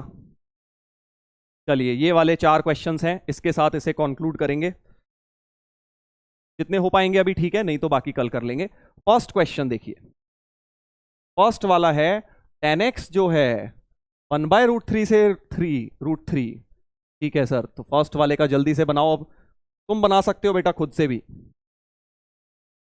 सबके एरोज बनाओ, 4 एरो, दो फर्स्ट और सेकंड दो ही क्वाड्रेंट में बना लो। 1/√3, 1/√3 मतलब यहां है सर, √3 मतलब यहां है, और सर थर्ड में भी होंगे बट मैं नहीं बनाऊंगा सर, π/6 और π/3 थर्ड में नहीं बनाऊंगा क्योंकि आधी साइकिल में ही बनाना है, बस हो गया।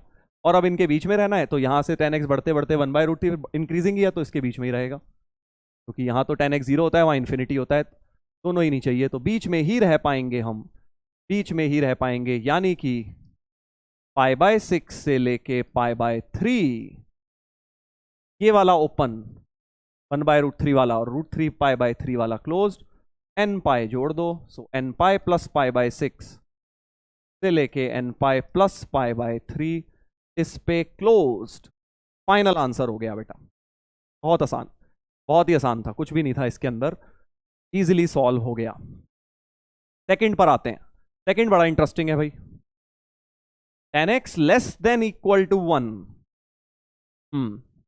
देखते हैं 10x less than equal to 1 में क्या होगा।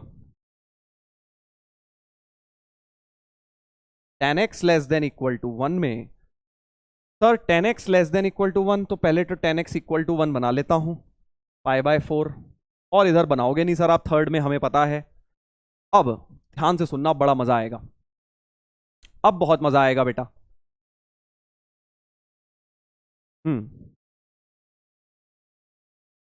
कुछ लोग बेचारे रो रहे हैं, सर डाउट ले लीजिए sir, sir web is not working.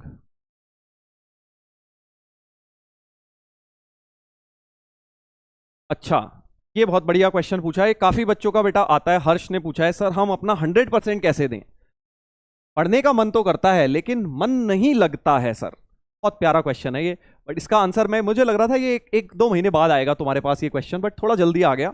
चलो कोई नहीं, आई थिंक तुमने 2 महीने तो हो ही गए तुम्हें स्टार्ट करे हुए। तो बेटा अगर तुम्हें भी ये लगता है कि यार सर जिस एनर्जी के साथ शुरू किया था वो मोटिवेशन नहीं मिल रहा, या फिर सर डर लग रहा है, या टफ लग रहा है, या सर वो एफर्ट नहीं हम कर पा रहे, मन करना है ये पता है बट कर नहीं पा रहे सर, होता है ना ये, होता है ना ये। तो बच्चों देखो, अगर तुम्हें भी ये लगता है ना, तो इसका बहुत ही बढ़िया सोल्यूशन होता है एक, इसका सोल्यूशन पता है, इसमें है ही नहीं पढ़ाई लिखाई से रिलेटेड, इसका सोल्यूशन इसमें नहीं है पढ़ा कि कैसे पढ़ूं क्या पढ़ूं, हम लोग क्योंकि सोल्यूशन खोजते हैं इसमें कि यार शायद मैं ढंग से नहीं पढ़ रहा हूं, शायद मैंने सर समझ नहीं आया, या मैंने डीपीपी नहीं लगाई, इसमें है ही नहीं। अगर आप बेटा ये सब प्रॉब्लम फेस कर रहे हैं कि मोटिवेशन नहीं आ रही सर, अपना 100% नहीं दे पा रहा सर, उस एनर्जी के साथ नहीं पढ़ पा रहे जिसमें पहले जो एनर्जी थी सर, हो रहा है ना काफी लोगों के साथ, देखो चैट पे भी लिख रहे हैं यस सर हो रहा है, हो रहा है, होता है बेटा, ये नेचुरल फिनोमिना है। देखो जेई की जब तैयारी करते हैं तो ये होता ही है। इनफैक्ट कोई भी टफ काम जब तुम लाइफ में करते हो ना, उसमें ये जरूर फेस करते हैं। तुम्हें क्या लगता है कि जो बड़े बड़े क्रिकेटर्स हैं, बड़े बड़े एक्टर्स हैं, इनकी लाइफ में डिमोटिवेशन नहीं आता होगा क्या? इन्हें नहीं लगता अरे यार मैं कैसे करूं, अब मैं तो मेरे तो सारे दरवाजे बंद हो गए, कुछ समझ नहीं आ रहा आगे कैसे बढ़ूं, या फिर जितना एफर्ट मैं कर रहा हूं उसका आउटपुट नहीं आ रहा, या वो उतनी मैं एफिशिएंसी नहीं दे पा रहा जितना मैं देना चाहता हूं। का कारण बताऊं तुम्हें, बस बेटा एक ही चीज सोचनी है, तुम्हें ये सोचना है कि जो तुमने शुरू किया था ना वो क्यों किया था। क्या बोल रहा हूं मैं, जो भी तुमने बेटा किया है, जो जेई करने की अगर तुमने ठानी थी, जेई मेंस करना था या एडवांस करना था, कोई कारण होगा ना, कोई रीजन होगा ना, उसी लिए शुरू किया होगा तुमने। उस रीजन को अगर नहीं था, बस ये था कि यार दोस्तों ने बोल दिया चलो मैं जोश जोश में आ गया आईआईटी जाऊंगा ये वो, तो ये नहीं, कुछ ना कुछ रीजन अपना फाइंड जरूर करो, क्योंकि बेटा जो टफ मोमेंट्स होते हैं ना, उसमें अगर आपको विन करना है तो आपको वो रीजन ही काम आएगा। एग्जाम्पल देता हूं, ठीक है, अभी एग्जाम्पल भी दूंगा कि रीजन का मतलब क्या है। बेसिकली ये है कि आपको कोई ऐसी चीज जो मोटिवेट करे कि हाँ यार मुझे ये चीज करनी थी। जैसे रीजन क्या हो सकता है, हो सकता है कि यार मुझे मेरे घर में कोई पढ़ा लिखा नहीं है, मुझे यार पढ़ लिख के बढ़िया बनना है, या मेरे एक अंकल थे उन्होंने आईआईटी करी थी वो आज बहुत बढ़िया हो गए हैं, या मैं अपने घर वालों को प्रूव करना चाहता हूं, या अपने भाई को प्रूव, बहुत चीजें हो सकती हैं यार, छोटी से छोटी, जो आपको शायद बहुत मोटिवेट कर दें बट सामने वाले को सिली लगे, तो आपको बताने की जरूरत नहीं है अपना रीजन कि यार ये रीजन है। हो सकता है आप जो रीजन सोच रहे हो वो सामने वाले को लगे कि अरे यार ये तो बिल्कुल ही बेकार है, क्या ये कोई रीजन हुआ? उसके हिसाब से नहीं, आपको मोटिवेट करना चाहिए।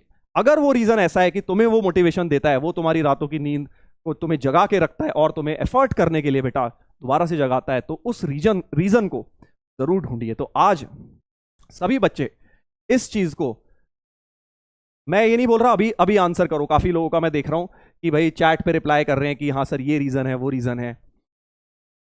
आप अभी मत रिप्लाई करिए, आप रात में आराम से सोचिएगा कि क्या रीजन है, किस वजह से आप आईआईटी करना चाहते हैं। क्योंकि वो रीजन जब तक एक स्ट्रांग रीजन नहीं होगा ना, तुम छोड़ दोगे बीच में प्रिपरेशन, तुम्हें लगेगा अरे यार क्यों ही करना है, क्या ही करना है, ठीक है यार इतना टफ है फालतू में करूं।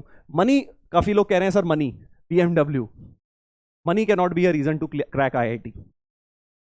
क्यों सर, मनी के लिए तो काम करते हैं सब। बेटा देखो, मनी तो बहुत तरीके से अर्न किया जा सकता है, मनी तो बहुत तरीके से अर्न किया जा सकता है। आज तुम्हें लग रहा है कि यार मैं आईआईटी करके मनी अर्न करूंगा, ठीक है अच्छी बात है, करोगे ही।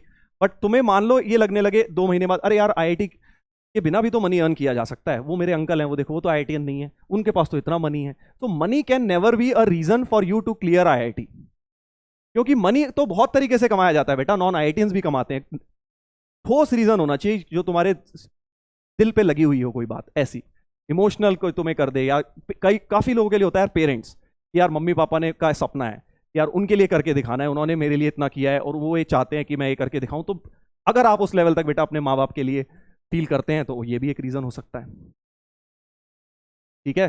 हाँ, तो ये आपको बेटा ये चीज सोचनी है कि वो रीजन क्या है, जिस रीजन जो आपको बार बार मोटिवेट करे, जब जब तुम गिरो तब तब तुम्हें उठाए। ये सब स्टेटमेंट्स अपने आप खत्म हो जाएंगे, पता है। जिस दिन बेटा तुम्हें ये लगेगा कि भाई मेरा वो रीजन है, तुम्हें तुम्हें जब पढ़ने बैठे होगे तो तुम्हारा मन नहीं लग रहा होगा, तब तुम उस रीजन को सोचोगे यार मैंने क्यों शुरू किया था, फिर दोबारा से अंदर एनर्जी भर जाएगी और दोबारा से बेटा तुम फुल एफर्ट लगाने की कोशिश करोगे, समझे। तो इस बात को बहुत सीरियसली लेना। ये काफी लोग इसको हंसी में निकाल देते हैं, बट एक्चुअली ये फैक्ट है। किसी भी बड़े आदमी को देख लो, कोई भी लाइफ में कहीं भी सक्सेसफुल बनाओ, हमेशा उसके पीछे पीछे एक रीजन रहा है। बिना रीजन के कोई इतने एफर्ट्स मारता ही नहीं है लाइफ में, सब चिल मारना चाहते हैं यार, सब चिल मारना चाहते हैं। कोई ना कोई एफर्ट जरूर, कोई अगर किसी ने किया है आउट ऑफ द वे जाके, तो उसके पीछे कोई ना कोई रीजन रहा होगा। चलिए, तो आई होप ये बात आप लोगों को समझ आई। इंपॉर्टेंट क्वेश्चन था, काफी दिनों से मैं सोच रहा था इस बात को एड्रेस करूंगा आप लोगों की क्लास में, बट मैं सोच रहा था थोड़ा डिले किया जाए, हो सकता है अभी आप लोगों को नहीं आ रहा हो, बट क्योंकि काफी बच्चे ये प्रॉब्लम फेस कर रहे हैं, मैं चैट पे भी देख रहा था, मुझे मैसेजेस भी किए थे इनफैक्ट काफी लोगों ने इंस्टाग्राम पे कि सर हम ये फेस कर रहे हैं, तो मैंने सोचा था इसको हम क्लास में ले लेंगे, क्लास में बेटा डिस्कस कर लेंगे। तो आई होप आज सभी बच्चे इस बारे में सोचेंगे, इस बारे में बेटा सोचेंगे कि हाँ। अब एक बच्चे ने मुझे लिखा था, मैं उसका नाम नहीं लूंगा, उसके लिए उसका रीजन सुनो कितना डिफरेंट है। तुम उस पर हंस सकते हो बट उसके लिए वो रीजन है। उसने मुझे चैट पे लिखा था कि सर मेरे को 10th के मेरे बोर्ड्स में बहुत अच्छे मार्क्स आए, कुछ 90s में उसने बताया था कि 92-93% आए, बट 91% वाले को भी सेलिब्रेशन में स्कूल ने बुला लिया, बट मुझे सर इग्नोर कर दिया। कोई भी रीजन हो सकता है स्कूल का, मुझे सर उन्होंने सेलिब्रेशन में ही नहीं बुलाया, रिजल्ट सेलिब्रेशन में। तो सर मेरे को ये बात दिल पे लग गई, अब मैं उनको प्रूव करूंगा आईआईटी का रिजल्ट निकाल के कि भाई देखो तुमने मुझे नहीं बुलाया, मैं देखो आईआईटी का रिजल्ट क्लियर करने वाला हूं। तो अब तुम्हें लग सकता है ये क्या बेवकूफी भरा रीजन है, बट उसके लिए तो वो इंपॉर्टेंट है ना। तो सिमिलरली तुम्हारा रीजन तुम्हारे लिए इंपॉर्टेंट होगा, किसी और के लिए होना हो डजंट मैटर, वो तुम्हें मोटिवेट कर रहा है, बस अगर तुम्हें कर रहा है तो बढ़िया है, किसी और को करे ना करे, कोई बेवकूफ बोले बोलने दो, क्या फर्क पड़ता है ना। हाँ, क्या फर्क पड़ता है। कोई पूछ रहा है सर आपका रीजन क्या था, मेरा रीजन भी बेटा पर्सनल था, मेरे पास भी रीजन था बट वो पर्सनल था, वो मैं बता नहीं सकता आप लोगों को सबके सामने, क्योंकि ऐसी बात है, मैंने बताया ना, वो ऐसी चीज है कि जरूरी नहीं है कि भाई आप लोगों को उसमें सेंस लगे। तो इस बारे में सोचना जरूर, इस बारे में जरूर सोचना। अगर तुम लाइफ में कोई भी टफ चीज करना चाहते हो तो उसके पीछे जब तक रीजन नहीं होगा तुम कभी नहीं अचीव कर पाओगे, क्योंकि तुम्हें कोई ना कोई कभी ना कभी ऐसा समय आएगा जो तुम्हें पुल डाउन करेगा, तुम्हें खींचेगा, अरे छोड़ यार क्यों इतनी मेहनत करनी, बाकी लोग तो इतनी मस्ती कर रहे हैं, मैं ही क्यों लगा पड़ा हूं, तब वो रीजन आपको हेल्प करेगा। चलिए, तो इस बात को याद ध्यान रखेंगे। बाकी अब ये जो क्वेश्चन है इसको हम कंटिन्यू करेंगे बेटा कल की क्लास में। ये हमारे 2 पार्ट्स, इनफैक्ट फर्स्ट पार्ट हुआ है अभी, सेकंड थर्ड फोर्थ तुम ट्राई कर लेना घर पे, अच्छे क्वेश्चंस हैं, थोड़े से टफ हैं इसीलिए क्लास में ले रहा हूं ये वाले, बट कल की क्लास में हम इसको आगे डिस्कस करेंगे, राइट। चलिए, तो यहां से शुरू करेंगे हम कल का लेक्चर। इस पे कल हम, अब कल क्या करने वाले हैं देखो, कल हम और सिर्फ क्वेश्चंस करने वाले हैं। अब हमारे पास सिर्फ थ्योरी हो गई है इस चैप्टर में, सिर्फ क्वेश्चंस ही क्वेश्चंस करने हैं अपने को, प्रैक्टिस कल वो करेंगे, कल मतलब जब भी नेक्स्ट लेक्चर होगा। और उसके बाद बेटा नया चैप्टर हम स्टार्ट करेंगे, नया चैप्टर रहेगा क्वाड्रेटिक इक्वेशंस। ट्रिग्नोमेट्री से थोड़ा ब्रेक मिलेगा तुम्हें, काफी समय से ट्रिग्नोमेट्री चल रही है, एक नई यूनिट दैट इज अलजेब्रा हम स्टार्ट करेंगे, क्वाड्रेटिक इक्वेशंस पढ़ेंगे। तो बच्चों आप लोग उसको रिवाइज करना अभी से शुरू कर दीजिए, 10th वाली क्वाड्रेटिक, क्योंकि काम आएगी सारी अपने को। जो 10th में भूल चुके हैं वो लोग याद करें, दोबारा से रिवाइज करें, और DPP5 होमवर्क में आप कर सकते हैं, आज मैंने दी है। इसके अलावा जिन लोगों को एडवांस के लिए स्पेसिफिकली मेहनत कर रहे हैं, जो एडवांस के लिए, वो ये मॉड्यूल के भी क्वेश्चंस कर लें, राइट। मॉड्यूल के मैंने क्वेश्चन कुछ ही मार्क करे हैं, कुछ क्वेश्चंस हैं जिसमें मिक्स्ड कॉन्सेप्ट थे, वो वाले मत करिएगा। एक्सरसाइज 1 में, अच्छा एक्सरसाइज 1 वाले तो मेंस वाले भी कर सकते हो, ये वाली एक्सरसाइज 2 वाले प्योर एडवांस के लिए ही हैं वो क्वेश्चंस, आप तभी करें। वीकेंड का काम है, कोई कल तक नहीं करना आपको, आराम से, क्योंकि इस वीक और क्लासेस आपकी हैं नहीं, सैटरडे संडे मंडे 2-3 दिन है आपकी, उसके बाद जाके क्लास लगेगी अपनी। तो इतना काम पूरा हफ्ते का आपको मिल चुका है, कर लीजिएगा इतना, राइट। चलिए अब जाने का समय आ गया है बेटा, जाने का समय आ गया है। आई होप आपने आज का लेक्चर एंजॉय किया। आज हमने कॉन्सेप्चुअल चीजें पढ़ी, ट्रिग्नोमेट्रिक इनइक्वेशन वगैरह सॉल्व करनी सीखी। अब इसी तरह से कल के लेक्चर, नेक्स्ट लेक्चर में और ट्रिग्नोमेट्रिक इनइक्वेशन अभी करेंगे, और क्वेश्चंस करेंगे इसके ऊपर, और तरह के प्रॉब्लम सॉल्व करेंगे। होमवर्क जरूर कर लेना, इतना रिवाइज जरूर कर लेना, नोट जरूर बना लेना, और अपना रीजन जरूर सोचना रात में बैठ के, क्या है वो रीजन, ठीक है। चलिए, थैंक यू सो मच बच्चों, मिलते हैं हम लोग नेक्स्ट लेक्चर में, टेक केयर।